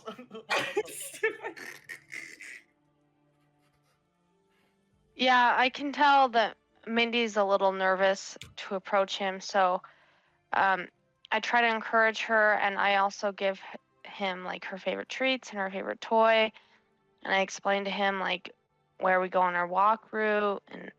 Oh yes, Reggie knows. I have squeak, and he squeezes the toy. I have treat and toy. Come, Mindy. And he grabs some of the treats, which are basically dried steak rations that are about a quarter size. Come, and you know the exchange is made, and Reggie is taking very good care of Mindy at the moment. Okay, great. And then while he's taking care of her, or after I drop her off, I should say, I go back and finish making my tea and go up to my room. After she's done meditating, so when I didn't end up explaining, but while everybody else was explaining their attire, she thought that instead of being in her regular leather getup on this break, she's been in just like leggings and slippers when she's inside, and just like some slip-ons when she goes outside, and just kind of taking it easy, trying to connect with herself. But after she meditates and whatnot, she gets dressed in her regular gear and gets ready to go. Kind of packs rations, see if she needs any more, everything like that. Okay. We'll go with Mox next. What would you like to do in the next bit of time to prepare? So Mox would start by heading back to his room to kind of get cleaned up from his run and everything. He would have already, since we had agreed that we were departing first thing in the morning, he would have already had like his pack and everything prepped. Kind of like his trident and like his pack and everything were like laying on his bed ready to go. As he kind of like goes to grab those, he'll turn to Teddy. I'm going away again. Keep an eye at this point. Teddy's kind of like setting like direct eye contact sort of thing, and I'm picturing after this 6 month time skip that he's almost full size, so like Oh, yeah. almost human Yeah. size schnauzer at this point. Yeah. So it's like actually he's sitting and it's like eye to eye almost. Yeah, I'd say in the next month or two you'd be able to write him. And he'll go look after not Heisen, his squire. I'm blanking right now. Hendrickson and Raiden while I'm gone. And you see Teddy just kind of break his sort of very like stoic sit as he kind of like puts his paws up on your chest, realizing that you might be leaving, and then contains himself and sits back down with his tail wagging, and he just looks like he is a dog and took it in.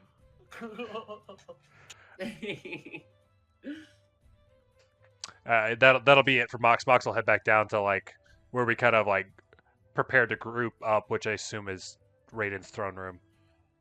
Okay. Endless, you're in the rear. What would you like to do in preparation before you leave?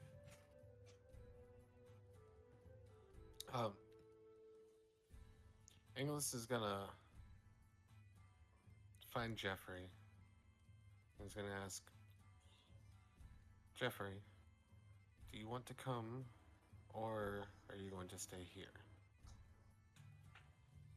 And Jeffrey just looks up with you with glistening 8 eyes and says, I so badly want to go, but I have like 300 kids now. Maybe you could ask the bigger one. And Jeffrey gestures to whatever location. What was their spider's name again? Xehtom would be. And he said, of course, I just wanted to offer you to you first because, I'm not saying I have a favorite, as he kind of like looks around. Hey, I know I'm the OG. Nothing's ever gonna replace that. Take it, Tome. And she sort of like embraces you with her 8 legs.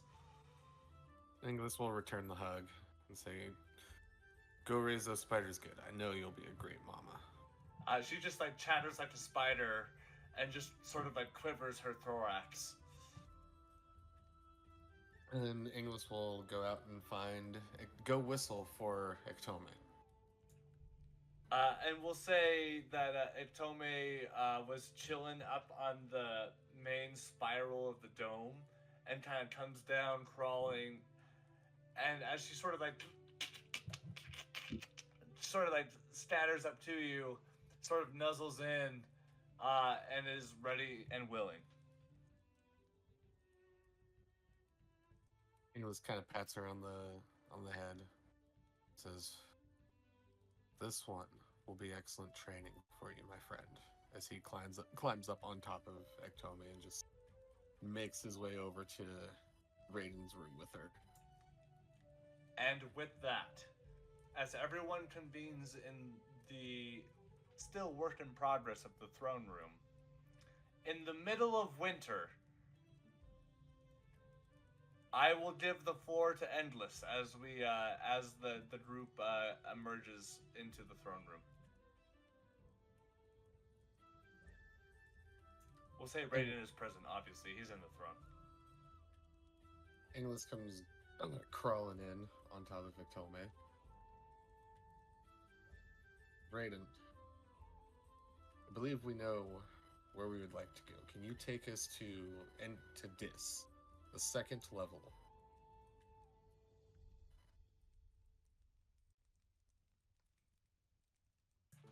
He says, well, of course, yes, of course. Is this, Evelyn related? Kinda. Oh boy. We'll say, is Fia in the room yet? Yeah, everyone's there. Okay, it is. It most definitely is. He just kind of like Sorta. looks over to Fia, looks back to Endless. Please be careful. Well, the plan is to either come back or not.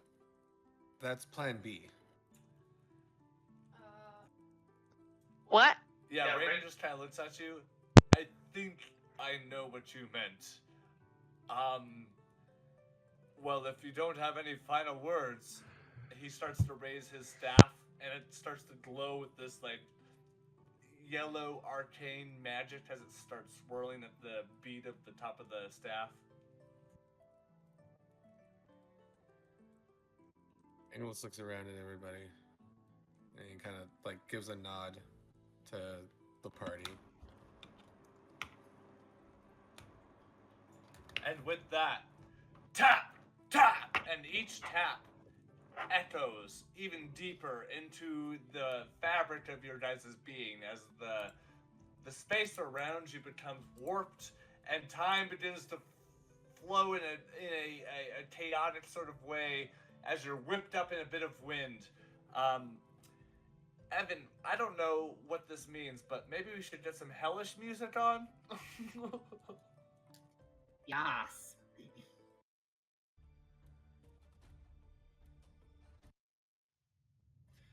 Oh, what Cassandra's wearing now is her true outfit that's in PC art. Okay. She's no longer wearing. She's wearing her adventuring outfit. And with that, immediately, the air around you becomes intense, with a temperature not ever felt.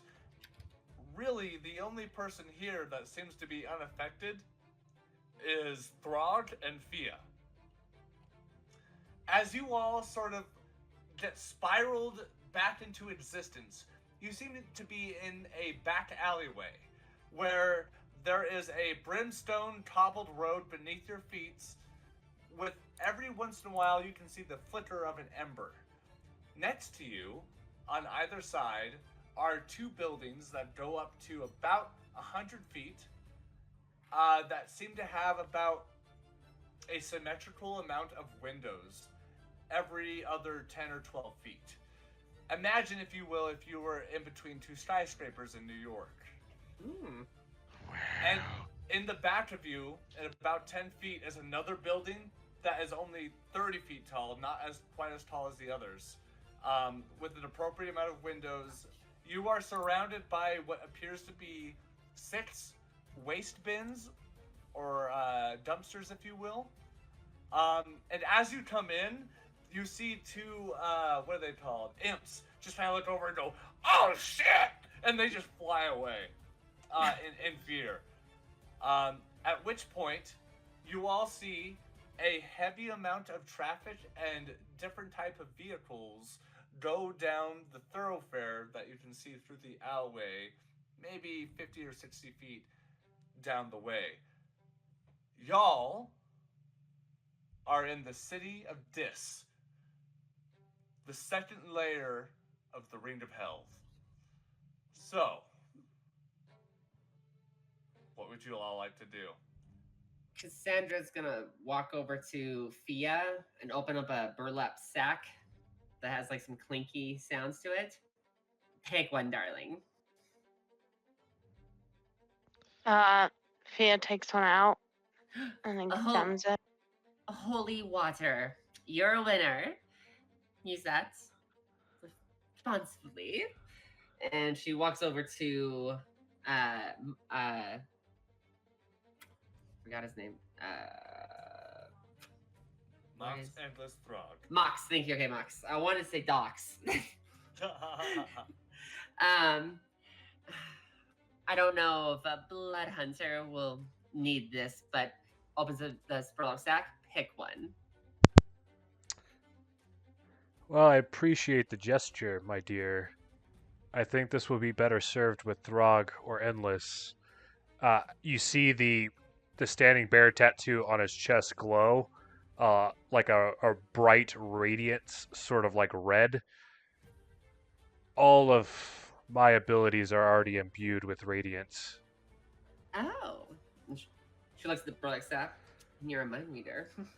Well, I didn't know you did radiance. Man, Engless has a very radiant weapon. So, Frog, Yes. this is not drinking water. This is throw at your enemy's water, okay? But what if I'm parched? I don't know. I don't know, Throg. We're in one of the levels of hell. I have no idea where water comes from here. She opens the Burlek sack. Take one. Okay. Even if you're parched, don't drink it. Do not drink it. Took me an hour to make these. I would appreciate the candidacy. As she walks over to Thea and hands her the last one. You get two. Great. Thank you. You're welcome, darling. At which point, you see a group of 3 devilish-looking figures, kind of rough on life, start to come down the alleyway. They only did about 15 feet before they realize there is like what looks to be an established group at the end. English wants to cast Pass Without Trace. Okay. Throg wants us cast Throg. Cannonball. Oh wait, we're on diplomatic shit. So as Endless begins to make the shadows around you cling to your form, I would like everyone to roll a stealth check. With everybody who is within 30 feet of me, you have a +10 bonus to dexterity stealth checks. Yeah. Oh, Pass okay. without And, trace is lovely. and anyone that is, let me see here. Where is it at? Anyone that is within 10 feet of me, you guys get a +4 to all bonus to all your saving throws. That And won't apply here, but that's good to know. and then if you're within 10 feet of me, you can't be frightened. Perfect. So stealth checks from everybody with a You're +10. muted, by the way. I was trying to. Oh, I'm muted? Maybe not. Can you hear me? Yes. Oh, okay. Sorry. We could all hear. Yeah. Stealth check from everybody. With 22. a +10. Oh, 22? Oh, 32 then. Yeah. 30. Mine, Anglus would be 29. Okay. Fia? 22. Okay. Mox? 22 for Mox. So right as the group of devilish figures come into the alleyway, they look down, and for those who are able to react quick enough, they go up against the wall or behind one of the dumpsters. And as they kind of look down, they just look back, and they're too far away to be able to make out the conversation that they're having. Which, by the way, we'll say that the noise level here is like a 6 out of 10 because of the amount of bodies moving throughout the city. You also every once in a while hear a ah! Like a scream, you know. But they look down, they look back, and they just start having this conversation. They kind of like slump up against the wall, and you see someone trying to like set up some game of dice. They don't look too, they don't look like winners in life. I'll just say that as you guys sort of stealth up against the walls, Kronk style. Do any of them look like winners in life? No, in fact, that they look like they've made a lot of bad decisions and are going to continue to do so.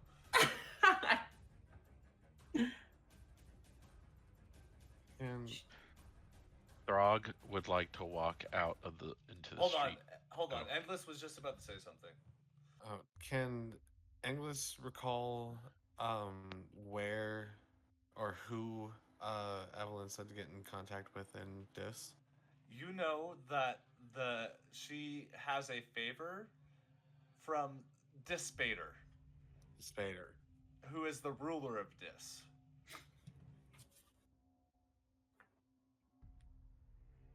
And he'll kind of mention that to the group of like, we need to find Spader. Wherever he may be. Let me. Well, why don't we ask these fools who seem to be scared of us for no reason? That while saying this, but at this point they haven't truly noticed you because of Endless's reaction. Oh, never mind. I thought they did. Well, I guess we want to decide our approach. Maybe we shouldn't make enemies. So should we just like act like we're tourists and ask Play around? the tourist card. Yeah, I love it. Yeah, Throg walks out into the street if there's a way to get there. Okay, so you will come out from behind one of the dumpsters because you had to hide there because you're so big. And as you walk down the alleyway, you step into a couple puddles of a reddish liquid. It's definitely not blood, though. And as you start to get to the end of the alleyway, one of the devils before you, because you're closer now, two of these figures seem to be low-level bone devils. They have a skeletal-like form, but it has a reptilian sort of look to it. And the other one seems to be a goblin-sized orc, if you will, with sort of like a reddish tan skin. And they look up to you. Hey. And they go, Ushtaba. Do you speak Infernal by chance? No, but he definitely just responds with "yeah." And Actually, no, I do speak Infernal. you do speak Infernal? Yeah, I speak Common, Okay. Draconic, Giant, and Infernal. I don't Okay. know why, but I do. So, you instead of Ushtaba, the orcish goblinoid figure kind of like looks up to you because he's sort of like head in his arms on his knee. He looks up to you. Hey, look, buddy, we're not doing well, but maybe you can make a deal with us. Yeah, you look new. Everybody starts to see Throg down the alleyway. We'll say 40 feet away, starting to interact with the devils here in the alleyway. Yeah, he says "Ushkabakabookabakadugaduga," as he's as in Infernal he says, "What's in it for me?" I mean, I don't have a lot to offer, but I do know a guy that could potentially get you into some classified areas. And right as he says that, one across the way, who's sitting on the other side of the alleyway, more bony in figure, less flesh, he goes, "Hey, hey, hey! Don't tell them all of our secrets. There's no way we're going to get a deal if you just tell someone that." And he looks up to you. "Look, mister, you look new. We can show you around town. How about that? And all you have to do is, give me like 1%, you know?" Of what? I just Of what? Yeah. I just realized I also speak Infernal. So as I'm listening, can I hear them? I guess from where I'm at. I mean, not necessarily. You can tell that they're talking, but like the distance and with the noise level of the city, it's hard to make out totally. But you can come out of your stealth if you want to approach. Yeah. I'm just gonna get close enough that I can hear that they're speaking Infernal close, I guess, and then I'll approach. She'll fall up behind Fia. Okay. as Cassandra and Fia make their way down the alleyway, you hear the third figure, which is another bone devil, but like more square type of jawline, distinct from the other. He goes, "Hey, it looks like you have a lot of friends." And he points down the alleyway at Fia and Cassandra. "It looks like you could use a tour guide." And Oh, go for it. as do I hear that as I approach? Yeah, as you approach it, you come into that. I tell him we're looking for where the ruler of Driss usually hangs out. Ah, shit! Nope! And they just kind of start to get up and they pick up some of their things and they just start to leave the alleyway. Throg grabs them. Which one? All of them. We'll say you can get your hands on one. Okay. What if he rages and turns into a giant size? Could he grab all of them? Sure, why the fuck not? Yeah, he gets mad that they're ignoring Fia. And he's like, Throg don't like it when friends are ignored. And he'll rage, and he grows to like 30 feet in height, and he grabs all of them in a bear hug. You just kind of, you can palm two of them in one hand, and you grab the other in the other bone devil in the other hand. Sure. Kind of like holding them up off of the ground as they just kind of go, oh, and the other bone devil goes, hey, look, we don't want any trouble. As they look down back at Fia. Well, we're not off to a great start. We didn't want to approach this way. I wasn't trying to say, I don't know, what's wrong with taking us to, just showing us where he lives? Is he dangerous? Sophia, this is kind of strange, but I know you're trying to be genuine, and maybe it's because you're not used to like what the culture is like, especially within the second ring of hell. But these lesser devils, even compared to you, are not such a big deal. And because of that reason, even though you're being genuine, I'm going to want you to roll an intimidation check. Because, I guess the way to think about it is the lower that you are on the devil totem pole, the more shit and like beatings you get because of that reason. Could I help her with this? I rolled. Yeah, roll at advantage.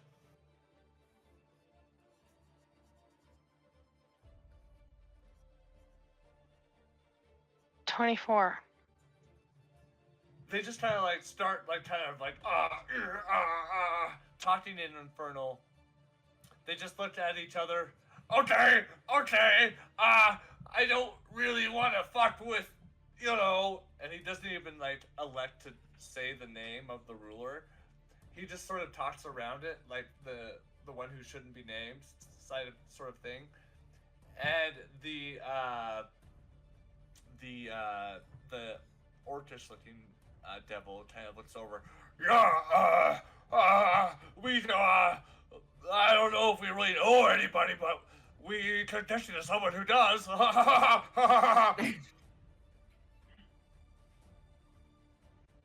You live here, but you tell me you don't know where the ruler of your region lives, or where your city capital is. Where is your city capital? We can show you. Just get out of the alleyway.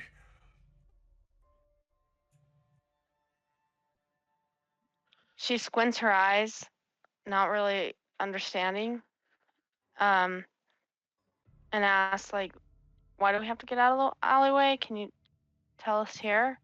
Only two of us can talk to you anyway. The second bone devil goes, yeah, we'll be able to point to it. I don't know what else to say. You are definitely new here, I can tell. Yeah, I don't know much, apparently. Throg, Yes.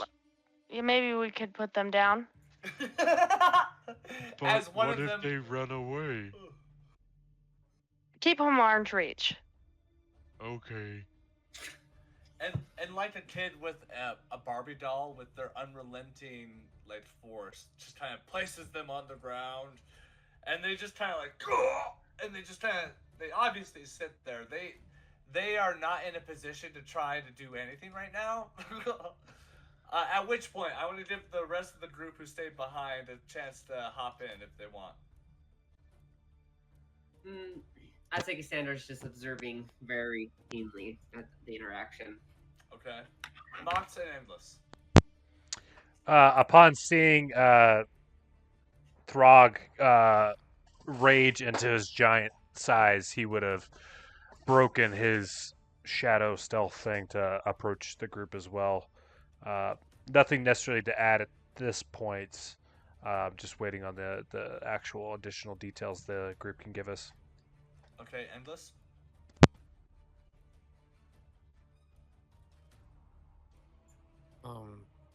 English is gonna approach as well, but can I keep Pass Without Trace up in case we need it? Yeah, it's concentration and it lasts an hour. Okay. As the rest of the fellowship begins to gather, the first Bone Devil kind of looks over. Hey, it looks like you're a big crowd and a powerful one too. My name is Orndy. But people around here just call me On. When he says that, Cassandra's like brow arches, as her arms are kind of folded, and she goes, "I'm sorry, but I don't understand demonic monkey babble." And the Orndy or On goes gah and starts speaking in common. Sorry, I didn't think. I just assumed, and you know what they say about assuming, right? Oh God, so I don't know which is worse, you in Infernal or you in Common.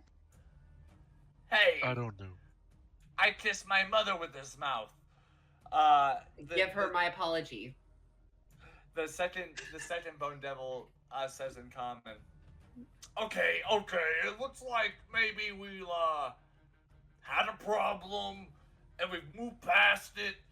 We're gonna get you guys to someone who knows, you know, and he elects not to say the name of the leader, but we can definitely show ya. They sort of start walking outside of the alleyway, being respectful of Throg's might. Oh, sorry, Throg. And as you enter the street, everybody immediately feels probably like a 10-degree difference of temperature.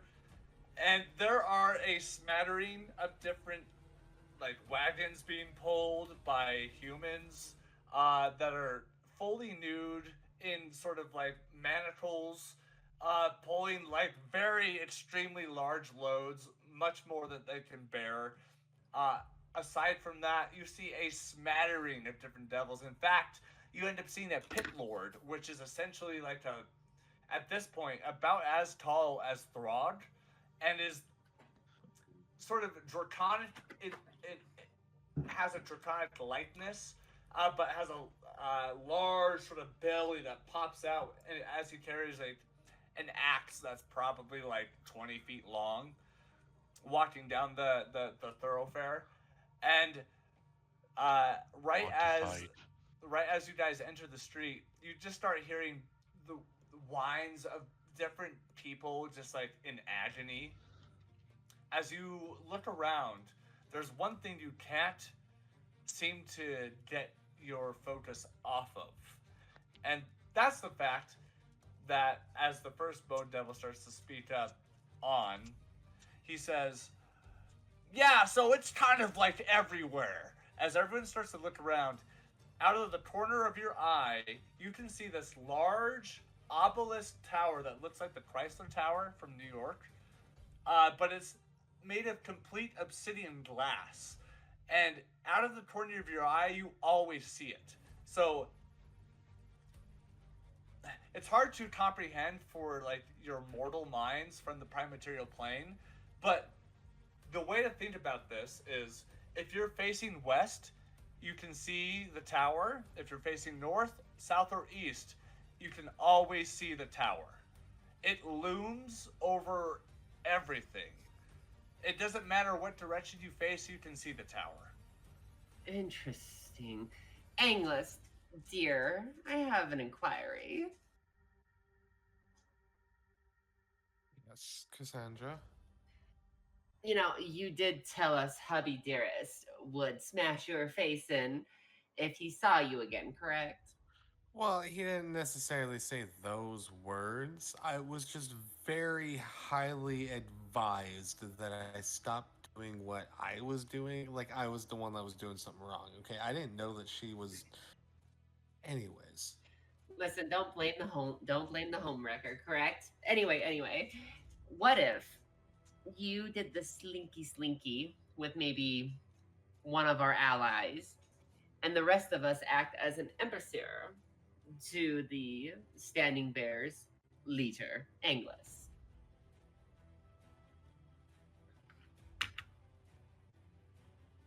okay. Who would you designate?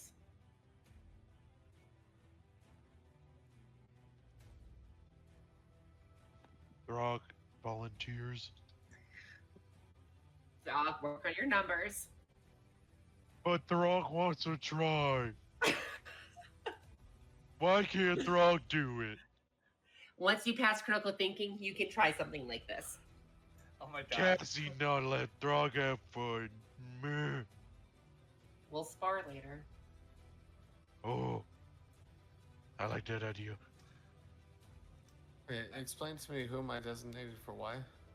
Well, I'm pretty sure hubby will not be happy the moment he lay upon your face. Yes?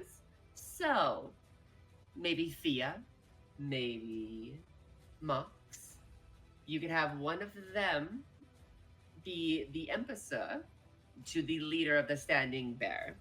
And you and you and me can hide in the shadows to listen, but to also be there for support if things tend to get messy, dear. He like interrupts and he says, "Fia, 100% Fia. She has better words. Few words goods. I know word goods." Yes, few words better than a lot of words. Perfect. Me and English should stay out of sight this whole time then, and we will follow you from the shadows. Before I go up there, do you think I should just be honest that Evelyn sent us his way?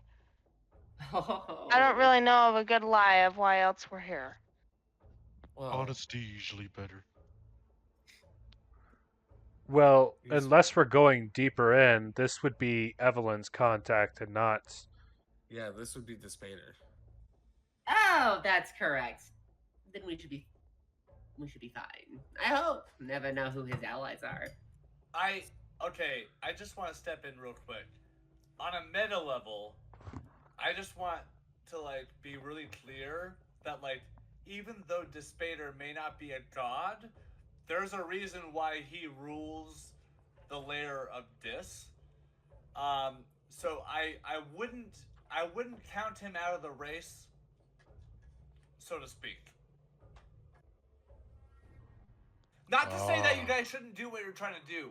I'm just giving you like the idea of what you guys are getting into. So what you're telling me is Throg's idea was good. Well, lead the way. We're wasting time, as some would say, if time exists in a place as this. Yes, we had the pointy tower thing.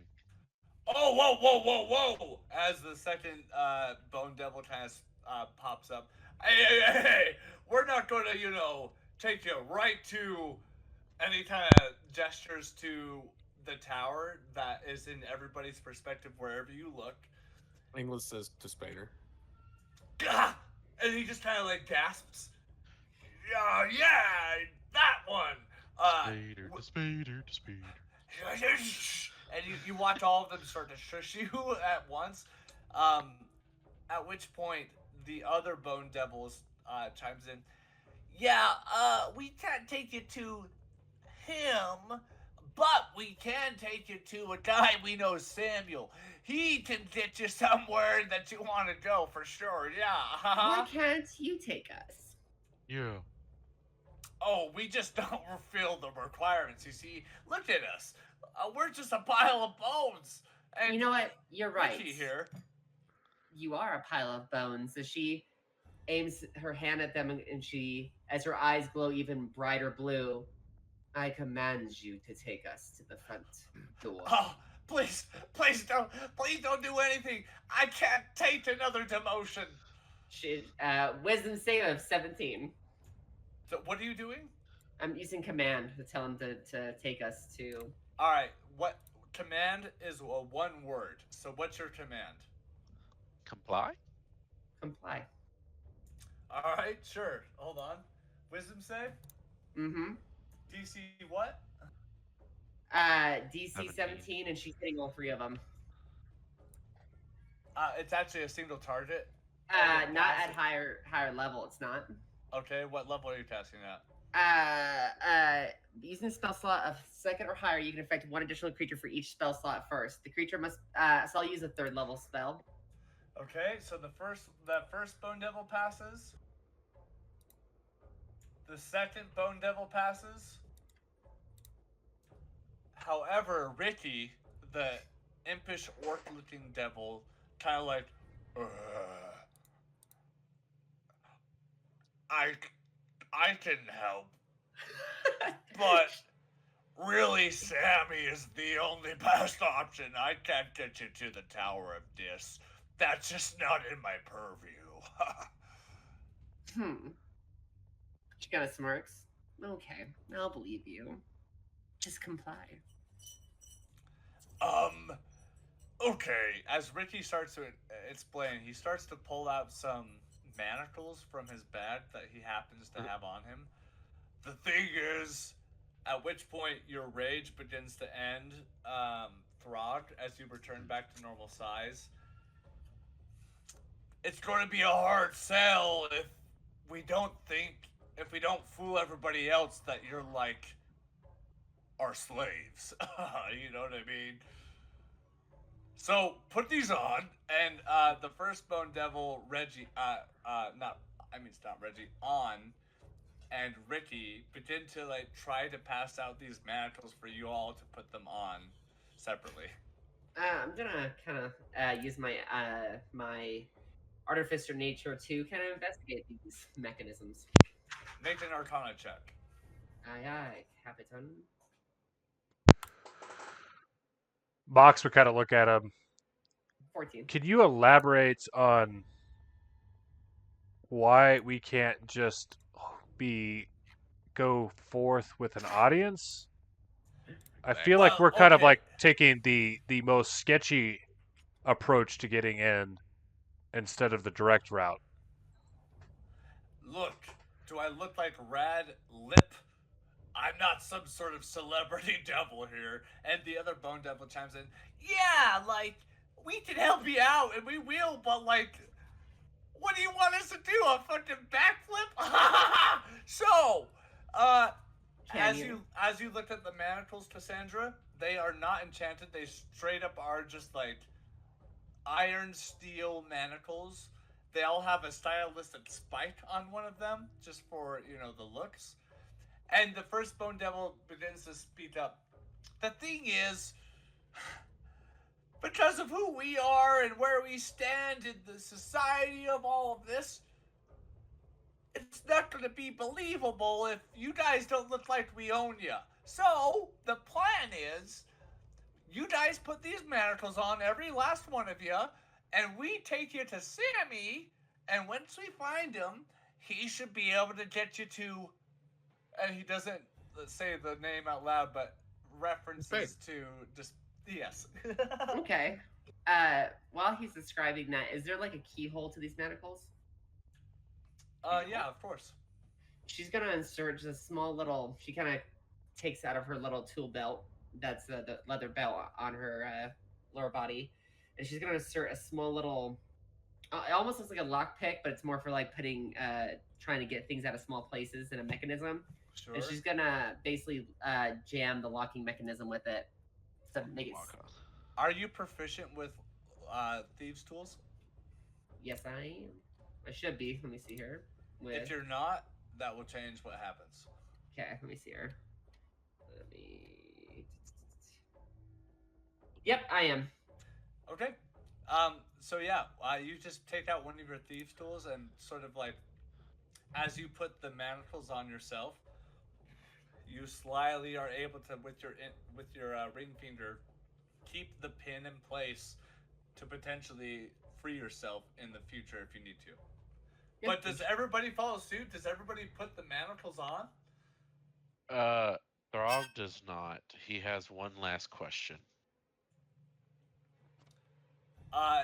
You see, on look at you, and he says, "Hey, what's the what's the problem here, big guy?"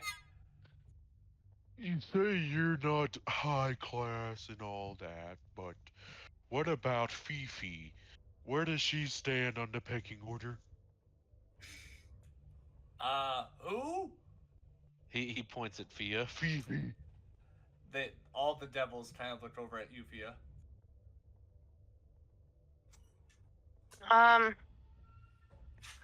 Throg, and I was like going to correct him and say I explained this to you before, but then I decided to go along with it and see how it goes. And I'm like, yeah, guys, can't you tell that he sent us on a mission and we ended up in this town by accident? So, anyway, could you help us? Do we are these monocles necessary? Oh yeah, definitely. If you don't put these on, no one's gonna believe that us three lesser devils are going around with people that look like you. No way! Ha ha ha! Yes, because putting manacles on someone of my size or Throg size is 100% believable for the three of you. Well, just look around, Mox. As you look, you see two humans that are forced to crawl on all fours, pulling what looks like a load that they shouldn't be, being whipped right across you as they're traveling maybe 2 or 3 miles an hour, dragging this cart down the road. And as On looks at you, look, buddy, I don't write the rules. I just follow them. Well, the person that whipping them though, is it a bone devil or is it a higher level devil? Oh yeah, it's like, I mean, you don't know much about the Nine Hells, but just looking at the person whipping, way better shape and form than these three guys are in. You know, guys, I'm starting to wonder if these guys are our best bet to get in there. Yeah, I think we just go to the front door. Whoa, whoa, whoa, whoa, whoa! As the second Bone Devil sort of speaks up, hey, definitely an option, but totes would not recommend, because the thing is, here in the Nine Hells, there's kind of like a system. Right, And, we need to put the manacles on them and then go to the front door. Yeah. Right as the second Bone Devil is like, no, please don't do that. You don't have to do that. We put you in the manacles and we take you to Sammy, the guy who knows things. How does Sammy know things? Yes, go ahead. I agree. We should put them in the manacles and take them to Sammy. Bananicles. Cassandra's gonna look at Ricky as she's gonna hand him the manacles and goes, comply. Oh my god. Okay, let me roll another save. Oh my god! She'll cast it on all of them. Okay, hold on. I got 3 people. That's another 3rd level spell? Yep. Okay, so Ricky and On, who is the first Bone Devil, and Ricky is like the orcish looking imp devil, Yeah. they just kind of like, yeah, okay, and Anna's like, yeah, I don't see the problem with that. And they just kind of like put their arms up in the air as the second Bone Devil's like, guys, like, no, this is bad, no. He's like, I don't think this is for me. Fuck this. And he just kind of starts to walk down the street. However, Ricky and On are still available as they put their hands up. Whoever would like to put manacles on. Oh, she cussed they Ricky. can. She cussed Ricky. Oh, yeah. He's going downtown, so to speak. She's like, "Oh, Ricky, I'm only capturing for your bona fide beauty." And she pats him on the head.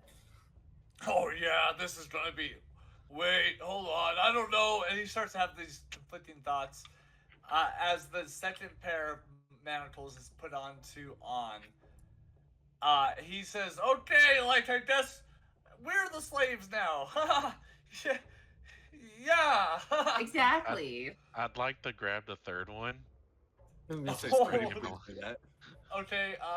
The poor guy.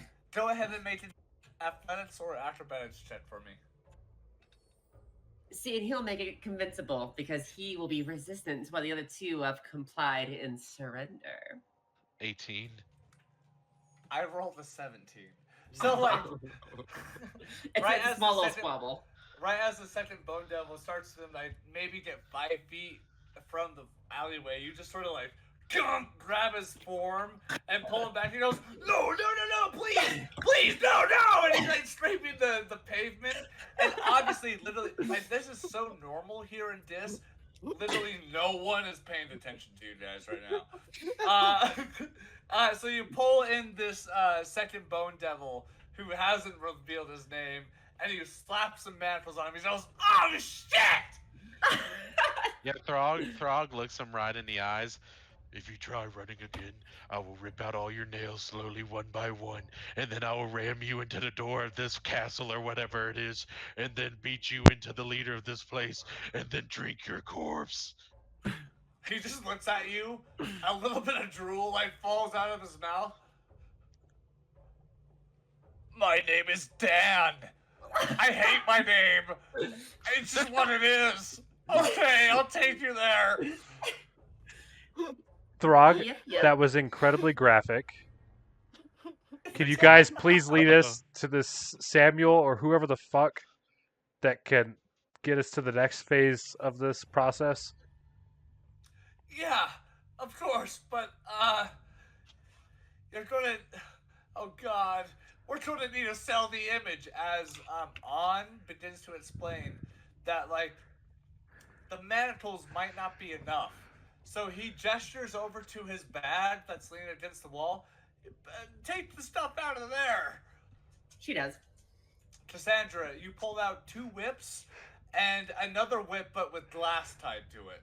Like So- 2 rods of glass. You were planning on using this on us and not telling us that piece? What was the point?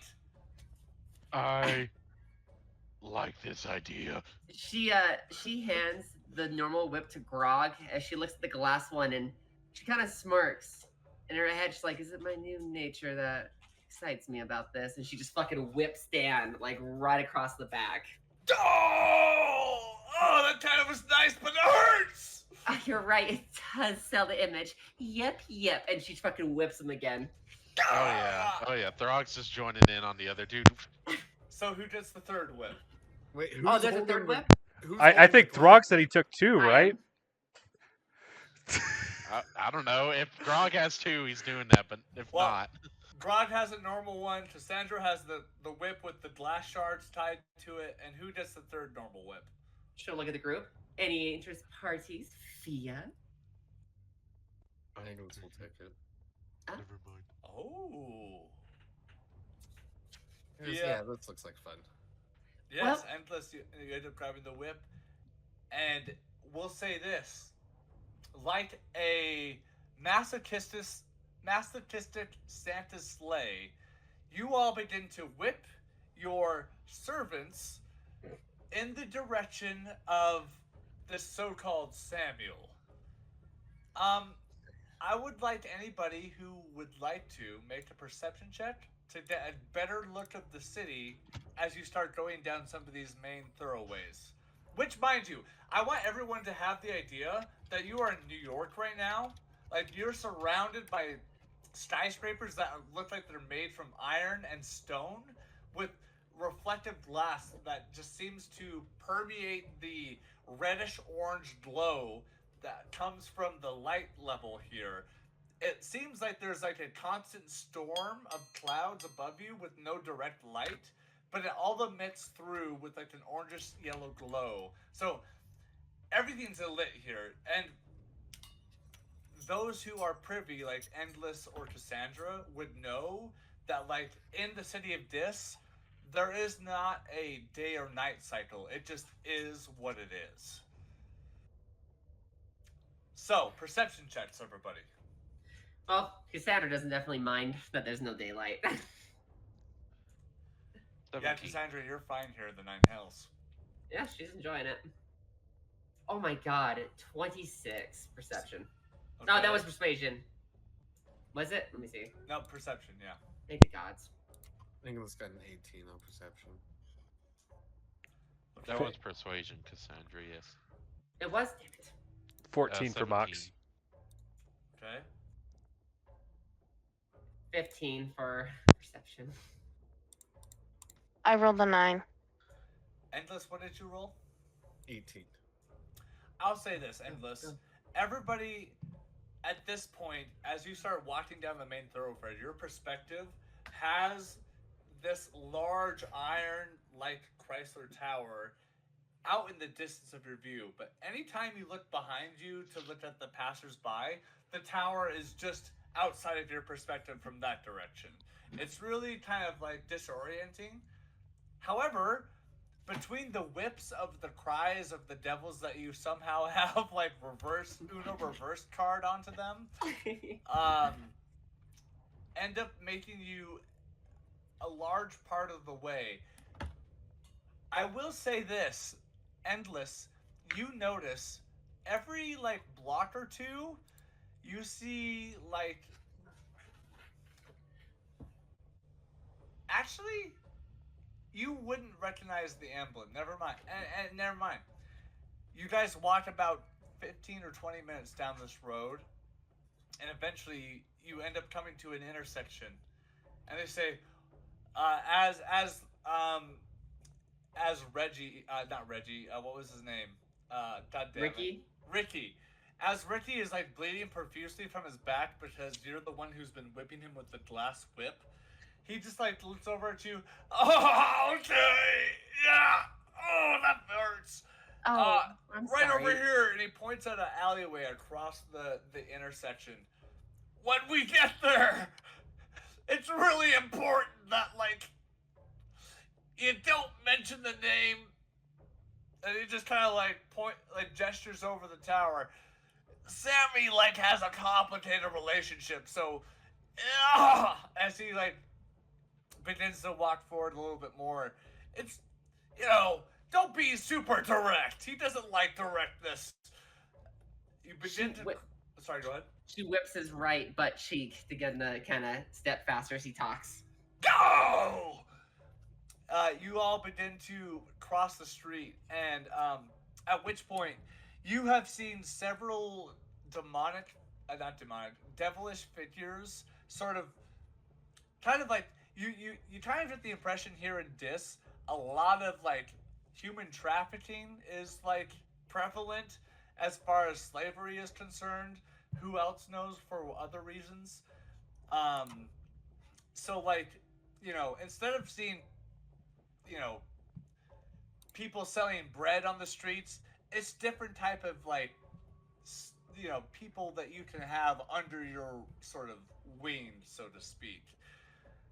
Crossing the street, however, you go into a similar alleyway that you guys first vamped into. However, the difference here is there seems to be a collection of garbage here that is a little overwhelming. The cans and the dumpsters that are available are all overflowing, and as you step into this alleyway, it's sort of hard to not avoid all the half-eaten organs / other scraps of food. And at the very end, there is a greenish copper colored door that's very old with a old-fashioned handle attached to it. As your devils in disguise, if you will, bring you forward. Okay, On begins to say, yeah, if you, reach into my back pocket now, there's a key that will unlock all these manacles. So, since we got you here, maybe you take this out, yeah? Cassandra eyes the group. Oh, shit. How long were you planning on keeping us locked up? Wasn't it all the way until we meet him? Yeah, Sammy's just on the other side of the door, you know. I mean, the ruler. Don't we need you the whole time to make it believable? They looked at you nervously, and like they already know the answer to that question, but they really don't want to like. Cassandra whips. Knock, knock, Ricky. Be a good boy. Make an intimidation check with advantage, please. Add a +2 because of the pain. Aye, aye, Captain.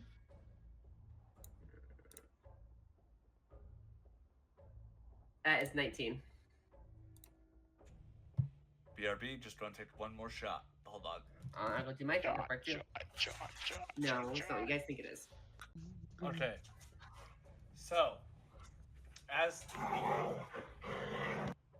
the inevitable fate that this trio of lesser devils that you guys have found all become very aware of the fate that they have found them in, and even if they wished hard enough, they wouldn't have the strength within them to overpower you guys all as a group. As you approach the copper green iron door, he says, as Ricky chimes up, he says, "Okay, everybody, try to be as respectful as you can, and it's really, really important you don't acknowledge how tall the guy is, okay? I'll just leave it at that." And he begins to knock on the door in a repetitive pattern, like it's like a knock, knock, knock, knock, knock, knock, knock. And there's a pause. A pause long enough for Throg to become a little impatient, before on the other side of the door, you hear a little knock, knock, knock, knock, knock, knock, knock, knock, a repeating knock. And you hear a couple of different noises of hinges and deadbolts releasing as the door sort of opens with a pile of smoke and fog kind of like pouring out from beneath the door. You see a head pop out. "Oh yeah, what's up? It's me." It's straight up just a skeleton. No flesh on the bones. "Hello. Oh, Ricky, what's up?" And Ricky just like, "Okay, we're kind of in trouble. Can we see Sammy, please?" And the skeleton kind of looks across the group. "Oh yeah, it looks like maybe I've gotten a little bit of trouble here. You know the price of Sammy, right?"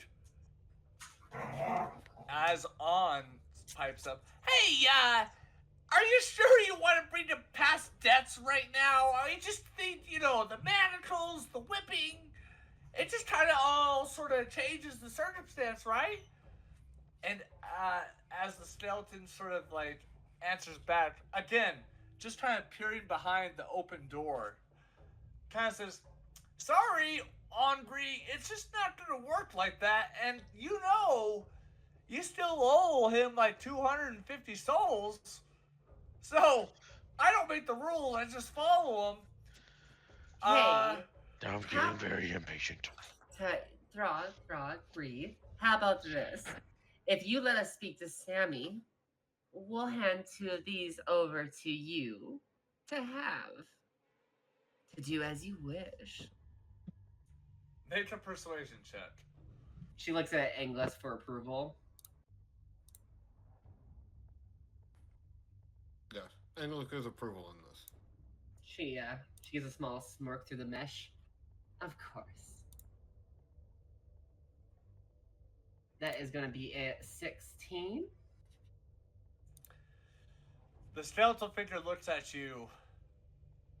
He starts weighing the pros and cons. You know, I've been kind of waiting for Ricky's help around here, and it would just feel so good if I was being the one telling him what to do. So you know what? Sure. And the three lesser devils that you have with you just kind of like go, no. They don't want you to make any deals on their behalf. You know, since you were just such a superstar, and by the way, I like that chip of marrow you got. Nice shine to you, Skelly Man. And she hands him the glass whip. This is Ricky's favorite. At which point, the skeletal hand sort of opens the door completely, and inside you can kind of see, like, what looks like a grow op. There's like a few rows of a plant that you can't identify. That's about 3.5 to 4 feet tall, with what looks like UV lighting from tube lights up above on the ceiling. However, the gentleman produces himself now outside the door and he says, "Okay, well, as long as we're ready to make a deal, the name is Sevman, and I watched this door. And how about this?" And he just instantly is able to like produce a contract that's rolled up neatly, that's sort of burnt at the edges. And as he hands it to you, Cassandra, you see that it, after reading it, I'm not going to try and say this in the lawyer speak, so forgive me. Essentially, this contract details that like the ownership of On, Ricky, and what you didn't know, the second Bone Devil's name was Dan. Yes, that's right. Dan, Ricky, and On. The ownership will be relinquished off of you and bequeathed to Sammy and his party. And that's essentially the details, except it does require a signature at the bottom of the contract. I only offered two. Well, which one is it going to be that you keep? We'll keep Danny Boy. Oh, like thank him. God! Oh, thank God! Sorry, On! And as you sign the contract willingly, the second you remove your pen, the whole document just burns up into ash. It's a pleasure doing business with you. My name is Mason Montgomery, and I've been this door watch for years. I'm sure to get a promotion with this contract. Thank you very much. And he goes to shake your hand. Right in here, just past all the growing illegal plants. Thanks, Monty. You're a darling. Wow, I like that nickname. Yeah, that's what people would call me now. Monty. Ha! Nice to meet you. So, with the fate of On and Ricky decided, do y'all enter the building? Yeah. Sure. Upon entering, you smell a very acrid smell. Not quite of ammonia, but close. It's barely tolerable. The smell of these plants, they seem to react to you as you walk by, very much in an Alice in Wonderland kind of way. But without enough power, they can barely do anything but sort of like go towards your general direction. It smells pretty bad in here, unlike any sort of scent you've ever smelled on the prime material plane. And maybe everyone outside of Throg is kind of able to pick up on the fact that whatever is growing in here is probably not like super against. I mean, following the rules. However, at the end of this maybe 40-foot room, there's another copper door, but because it's not exposed, it's a little more orangish green. Is at the end of the room, and as your three lesser devils sort of speak up, Ricky sort of says, "Hey, okay, didn't think I'd be sold away, like that, but, I guess fuck me, right? Hey, so, Yeah. like, on the other side of this door, just be careful, he's a pretty important guy in the community. I just, again, don't compliment about how short he is," as he whispers under his breath. Didn't you say tall last time? I thought that too. I thought he said tall. Look That's at my you. bad. You know what? As Twist- the DM, I realized I did say that. This Oh, I guy's thought- short. My bad. I thought this was great. I thought that was great, though. Now we can't tell if he's lying or not. You could have just said hi. I don't know. I can't remember 100%. I think he worded how tall he is, and we all just assumed it meant like he's really He was tall tiny. and he's awkward Oh, because yeah, of it. that's what I thought. Yeah. Okay, so he's really short. It's I guess we can go in there with you. I just as the other bone devils begin to speak up, like Dan and On, they just kind of like, yeah. So like, we kind of owe Sammy souls, and I guess because of the contract that you made, that might be absolved. But for our better interests, maybe the three of us can sort of stay out of here, and you go in there. She'll look at English and the group. What do you guys think? I think it's for the best. We've put these guys through enough at this point. And Plus, we only Fia own hasn't the said one this. now. Yeah, and Fia hasn't like voiced this, but she's been in conflict the whole time. Something about being with the standing bear has made her wonder how ethical this is. Before, she probably wouldn't have worried too much about that, but now she finds herself in a dilemma she would have never been in before. So she feels guilty that we've now sold these guys off who were never technically slaves to begin with. Do you mean the same people who are going to? Yeah, they were gonna do it to us. I guess that's true. But either way, I don't know if we should. That's also true. How much more help can they be to us? I guess at this point. Well, Maybe we need to talk to Sammy first to see. As you say that, Fia, like, they already know that they're kind of, like, they thought they were kind of taking advantage of you all at the start of this, but like the scum they are, they just aren't. And for you to say that so casually, they just sort of, like, sigh in major depressiveness, just realizing, like, how foolish they actually are. I think we should at least hang on to one of them in case, I don't know, Angless, darling. Yeah, I kind of like Dan. Yeah, I think. I Oh my mean, we God. still own one. That's Yeah. true. So I guess we have another option to leave the other two behind. Exactly. Dan's growing on me. I mean, come on. Dan just looks over to you. Yes, thank you. Yes, I'm so glad I don't work for Sammy, and I'm glad that you guys own me now. I just will do whatever you want. Yeah, Do we you're have gonna to be a be- great pet.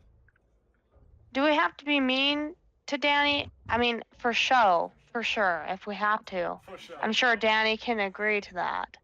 But do we have to whip him if it's not necessary? Fia, darling. And she just sighs, staring at you with a small smirk. I think Throg might have taken Dan as his new pet, so I don't think we'll have to worry about that outside of the for show. Yeah, Throg never whipped Dan. And I mean, Fia has a point. Cass, Bud. You always taught me never to torture those that aren't able to fight back. So, Oh my we god. shouldn't be mean. Ah, Throg, darling, Fia, guys. And she kind of gets very dramatic with her hand gestures. She's acting a bit more sadistic than how you guys first got the impression of her. When in Rome, am I right? I mean, we are in hell. I mean, they would do the worst to you. Right as you say that, Dan begins to quiver, like in a way where he's sort of presenting his bottom towards you. You know what I mean? Like in a very submissive sort of way, like expecting some sort of like punishment. She smirks. That's a good pet. Good Dan. Yeah, Right. like I'm a good devil, aren't I? You are, and he just pats him on his ass because I guess that's what's the most elevated now. He Okay, just takes Throg, it. just make sure he doesn't pee on the carpet. Okay. I mean, I sleep outside anyway, so it's fine. So On and Ricky begin to leave as they go to do sort of, I guess, custodial work while you guys talk. As Dan approaches the orangish copper door, knock, knock, knock, knock. And there's a short pause, and a slit, like an eye hole, opens up from the towards the top of the door. Oh shit! You're telling me you have 250 souls? As Dan sort of like, oh, actually, I don't really know, but maybe something better? You watch as the eyes that peep through the slit kind of roll, and the door shortly opens afterwards. Inside, you are comforted with a room that is fairly hot, and that's because there is a dual fireplace sort of steam going on here. On the left and right side of the room are sister fireplaces that are about 8 feet wide, and in the middle of the room there are a lot of like demonic sort of like symbols carved in the floor, not for any sort of arcane purpose, but more for the decoration. Outside of that, there's shit everywhere. In one corner of the room, there's like a bunch of junk, looking like, everyday things from the prime material plane, like fishing poles, boots, you know, like dirt and dust, and all sorts of different knickknacks are kind of piled up in the corners. In the middle of the room, however, you notice a small desk with a individual that is probably 2.5 to 3 feet tall, sitting at a desk that's relative to his size. And as you approach the center of the room, oh, hello! You approach Sammy in my domain. As at this point, Dan becomes to show very obvious signs of nervousness as he walks forward in the manacles. Oh, Hey, Sammy, these are my new masters, and Yes. they want to, like see him, as he puts extra emphasis on the word. Sammy, darling, as she curtsies, you have such a heightened sense of aroma of the room. Bravo, bravo, darling. Right as you say that, he goes, "Oh, yes!" As he begins to flutter up, he has a pair of wings that are maybe like 75% too small to totally lift his body off of the ground. But I want everybody right now at this moment to imagine, if you can recall, the Nega fairies or whatever they were called from Fairly Odd Parents. Like Yeah. Clarice and whatever the Nega version of Cosmo was. Like, imagine like he sort of sits as if his hind legs are up in front of him, sort of in a sitting position, and he kind of flies that way. Hold on. And he kind of flutters up, his wings barely being able to keep up with his actual form. He flies about eye level up from his desk. Oh, I am quite tall. Thank you for complimenting me. It looks like you have someone under your control that owes me souls. Oh, and she looks at English. I mean, he is yours, darling.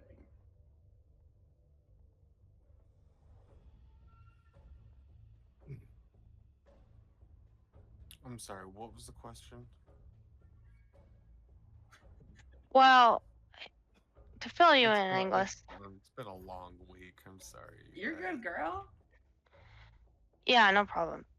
To fill you in, from what I'm understanding, homeboy here, Sammy, might want to take our boy Danny because he owes him souls. But we've also already sold the two others to pay off the debts to the people in the beginning. I didn't write down his name, but the person who answered the door, Monty. Right. Monty, we sold him the other two, On and Ricky, and to kind of pay off their souls debt. So as of right now, he's acting like he wants to take Danny to pay off his debt, but we've kind of paid off his debt already. We got leverage. Yeah. Okay.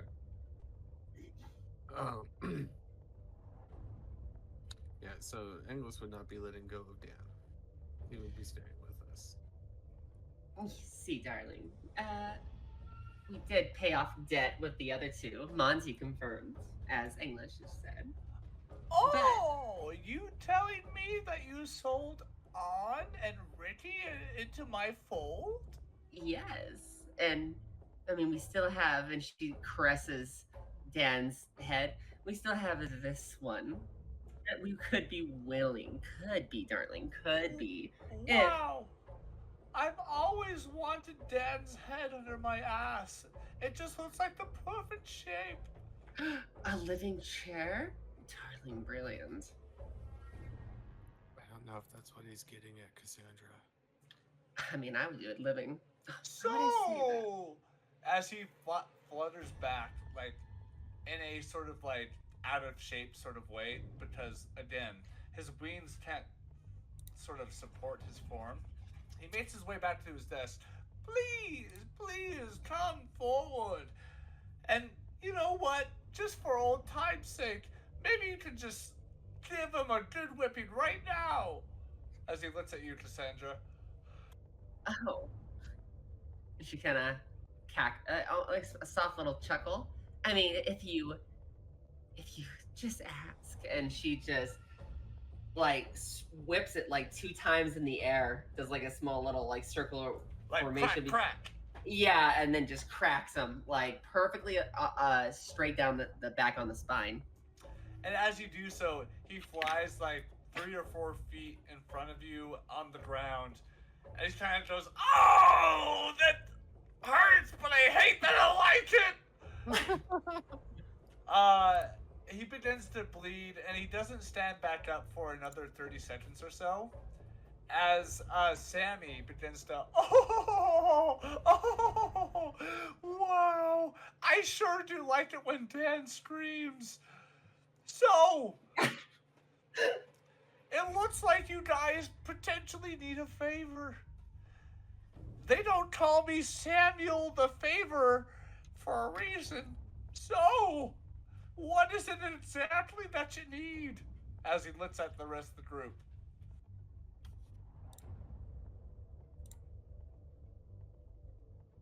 Well, We're trying to. Oh, sorry, go ahead. essentially, I'm probably going to say the same thing that he is. I was just like, well, we need to get to, as he kind of like points. What was the name again? I can't remember it. We don't say the name. We just call him, I think, the ruler of Diz? Is that okay to say? Oh my god! You wanna, as he starts coughing on the pipe that he's smoking at the moment. It's probably the product that he has in the other room. He kind of, oh, sorry. You wouldn't believe that I've been smoking for the last 250 years, but here I am, coughing. So, okay, you're trying to deal with the big guy, it sounds like.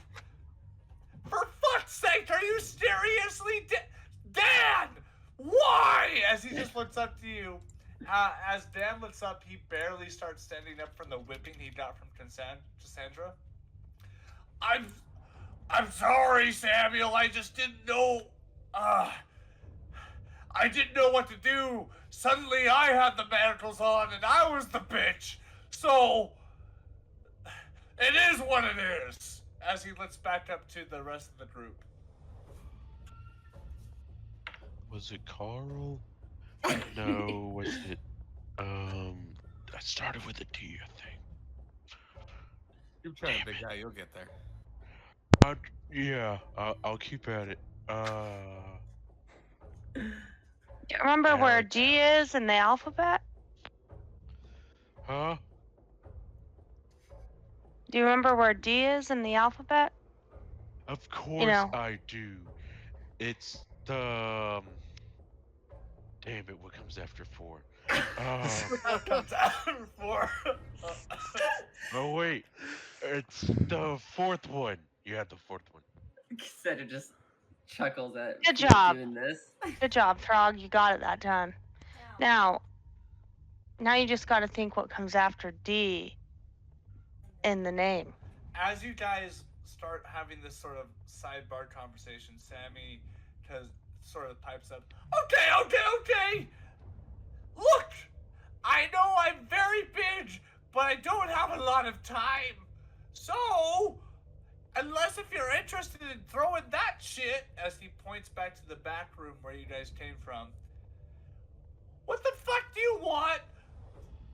Let me know or fucking leave already. I got shit to do. I'm sorry. I tried to be respectful, but fuck.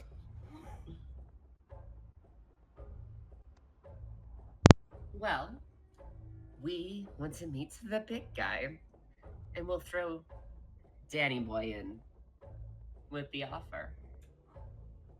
As Dan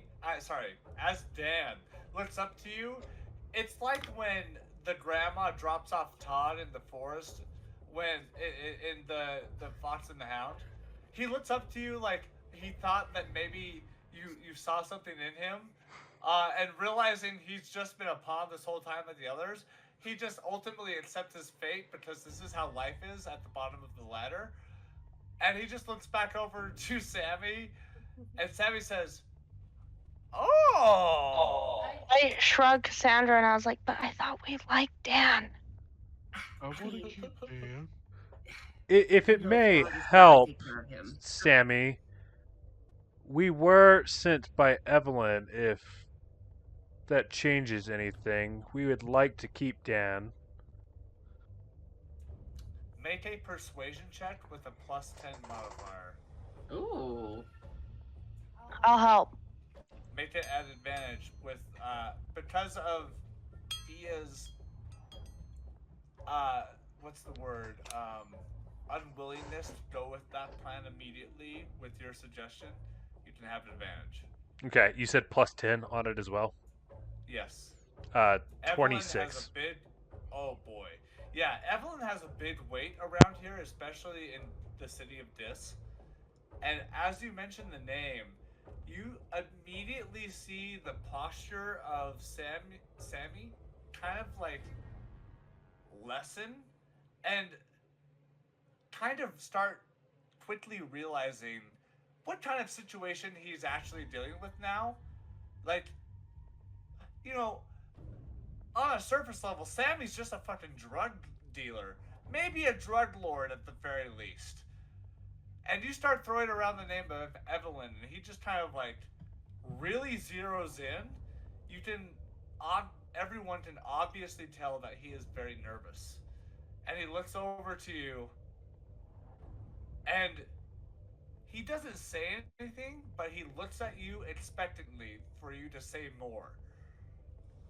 I shove English forward and I say,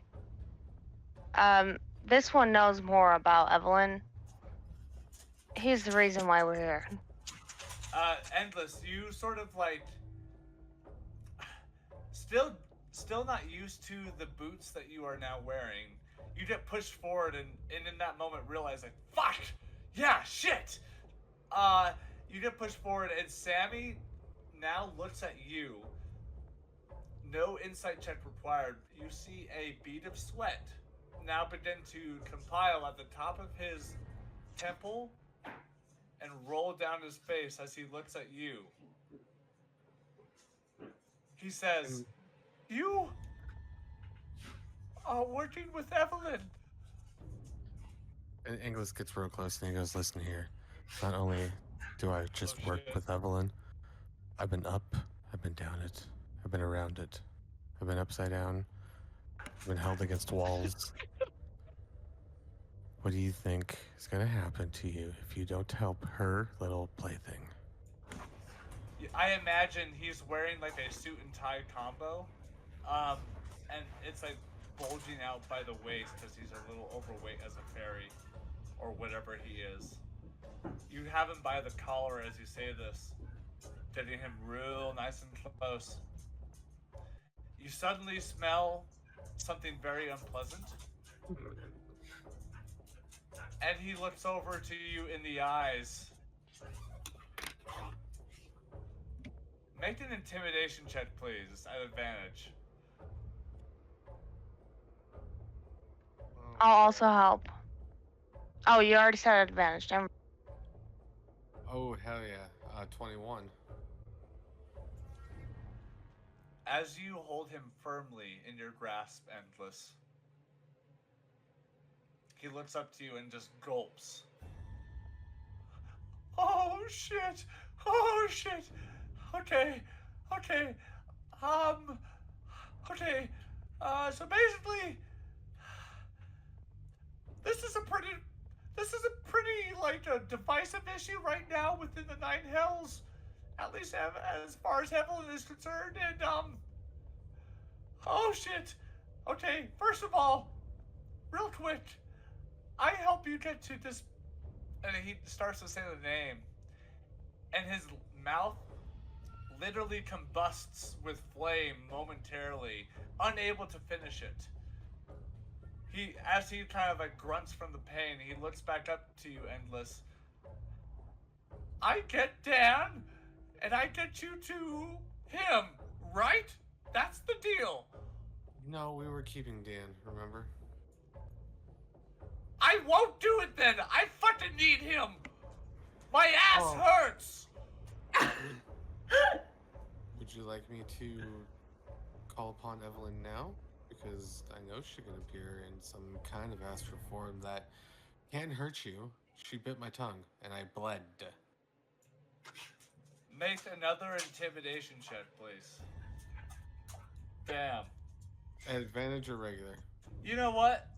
You can pick +5 or advantage, your choice. But you have to decide before you roll. I already rolled. Okay, then just go with advantage. Okay. Much better choice. 19. He looks up at you, and though Sammy may not be super high up the corporate ladder, so to speak, he is higher than Dan or Ricky or On. And he looks at you, and he gulps. Look! I don't want to really fuck with Evelyn. Do you realize what the turmoil has been? And how hard it's been to fucking sell this shit? And he points back to the back room you guys came from. He looks back over to you and he says, as much as I don't want to be fucked in the ass by Evelyn, I especially don't want to be fucked in the ass now, so I will let you in. I can't get you directly to him, but my brother serves as one of the guards for the Iron Tower. And he might be able to get you in. His name is Marcin S. Mahogany.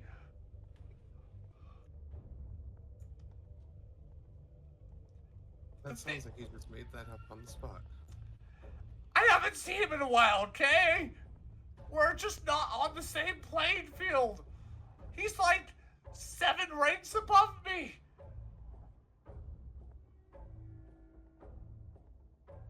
If you would like to roll an insight check, you can. Okay. Anyone else can too, just let me know. I will. It's Yeah. only 11 for me. Okay, 15 Insight. for me. okay. 14 for me. I rolled the nat 1 for a total of 2. So, I will say this. He seems to be pretty fucking genuine. Like, there's no reason why you wouldn't believe what he's saying right now. Okay. Yep, matches up with me. How about this? What's your name, mortal? You are so handsome. I wish I had that hair. As he points to his balding head. I am Jeffrey. Wow. I wonder what your skin looks like inside out. As he looks to the rest of the group. I can arrange this meeting. Just give me Dan and, maybe a favor in the future. Odd, I thought we had the cards. You doubled down on what you wanted. Hey, look! I don't make the rules, just follow them! What happens if you're missing a head, though? Can't really follow nothing then.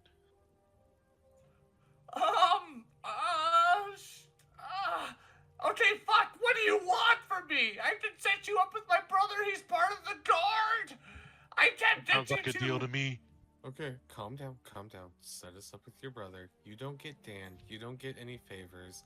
And if I have to come back here and speak to you again, he branches the Holy Avenger at him. We will kill you. Just by brandishing the weapon in front of him, you literally see his skin start to boil and react to the magic that your weapon contains. And he just goes, "Oh shit! Fuck! Yeah, okay! Yeah, okay! I'll set you up with him! Let me try and get a hold of him! Give me like, I don't know, 30 minutes!" Cassandra will look at Sammy and be like, and one thing, Sammy. And she just slightly unsheathes her sword as radiant blood red energy comes flowing out from within it. There's more of us than just one that has a weapon of such power. Just saying. Yeah.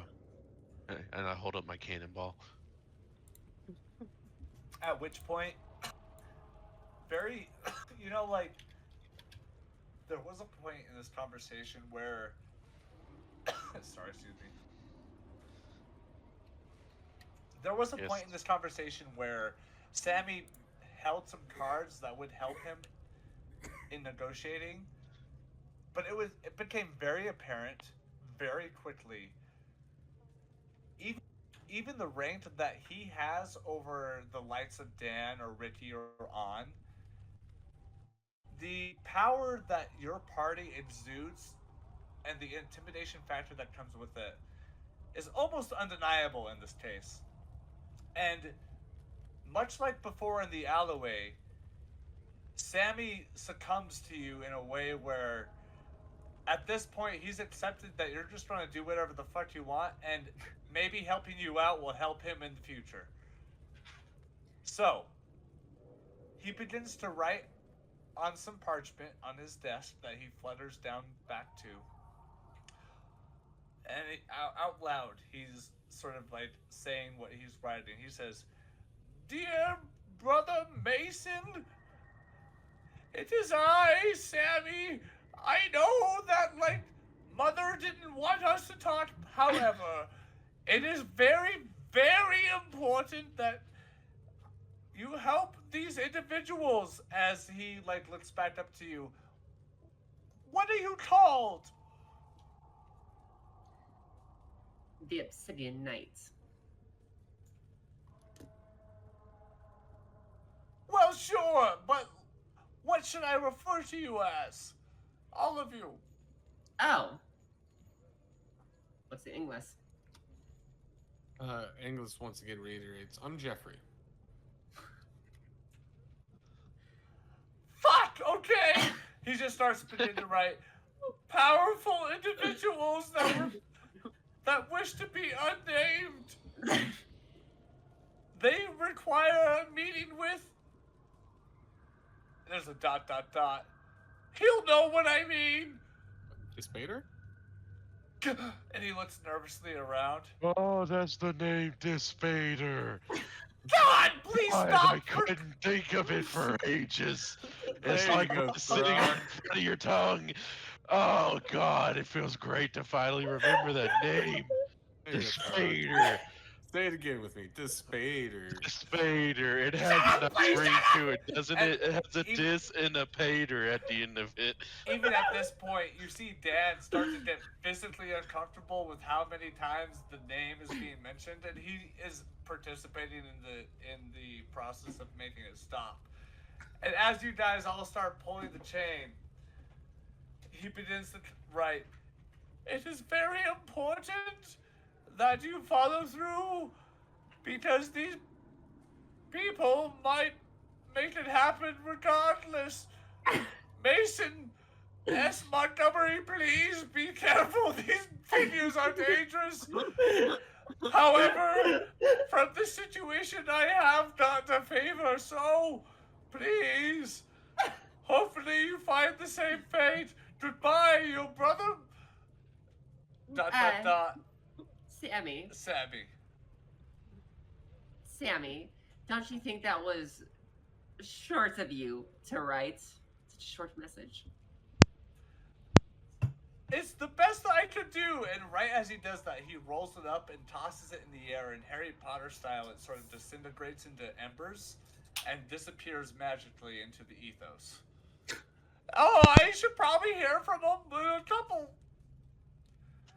minutes, maybe an hour, I don't know. Please, maybe you can start being nice to me. Maybe you can start complimenting on how big I am, you know? I'm kind of..." Actually, you're pretty teeny. Throg! You I'm just stating the fact she doesn't even come up to my knee. I mean, look at him. He's adorable. You see, Oh, boy. You see as Sammy kind of like flutters up, trying to like fight the amount of hate that he's getting, and he says, "Hey, I'm trying to help. I'm small. I'm pretty big, and seriously kind of big." And he kind of like flutters back down to his desk, and he like starts like signing like documents and going through books, looking like he's busy, but anyone can tell that he's definitely crying to himself. Oh, Throg feels bad now. Throg's like, I didn't mean to be an asshole. The thing is, Throg, that Sammy, he's kind of like already, like you, at this point, it's the cat playing with the mouse before the mouse dies. So he's just kind of going along with the battering as much as he can, and he's just going to cry and feel pain until something happens to him to make it stop. She's gonna walk over. No, Walk, you're very big. she's gonna walk over to Sammy and just kind of gently pat his back and go, "It's all about spirits. You have a big spirit. Do you know a good inn we could stay at?" Oh shit! Are you saying you're gonna leave? Oh, do you want us to stay? No! No! No! Get out of here! Okay, hold on. And he pulls out of his pocket, you know, something out of like the 1980s, maybe early 90s, before like, you know how like you could like write down a message for somebody who left, who called. You know what I'm talking about? It's like the little like. Assistant? No, it's like the little. The wheelie thing. No, it fucking never mind. He starts writing down in a pad of paper. Um. And let's see here. I got myself on track. Off track. Dre, what was your original request? I'm sorry. Finding an inn, since we don't know how long it's gonna take. Right. Okay, so he starts to write down the address of a location. He says, okay, so I don't get Dan, and I help you out, so I have to find a way into this, so, okay, this isn't the best, in Disp. However, you can go to the Grim Heart. It's accommodating, and the owner of the inn there, his name is Simon Gray. He acts tough, but he's ain't shit, and he's scared of me. So if you mention that I brought you and make me sound really tough, as he starts to kind of cry again, he should give you a good discount. If you're not able to get past his fucking bullshit, though, you can take this. And he hands over to whoever will take it a potato sack sort of bag that is just full to the brim. That's like, it contains something. I would never.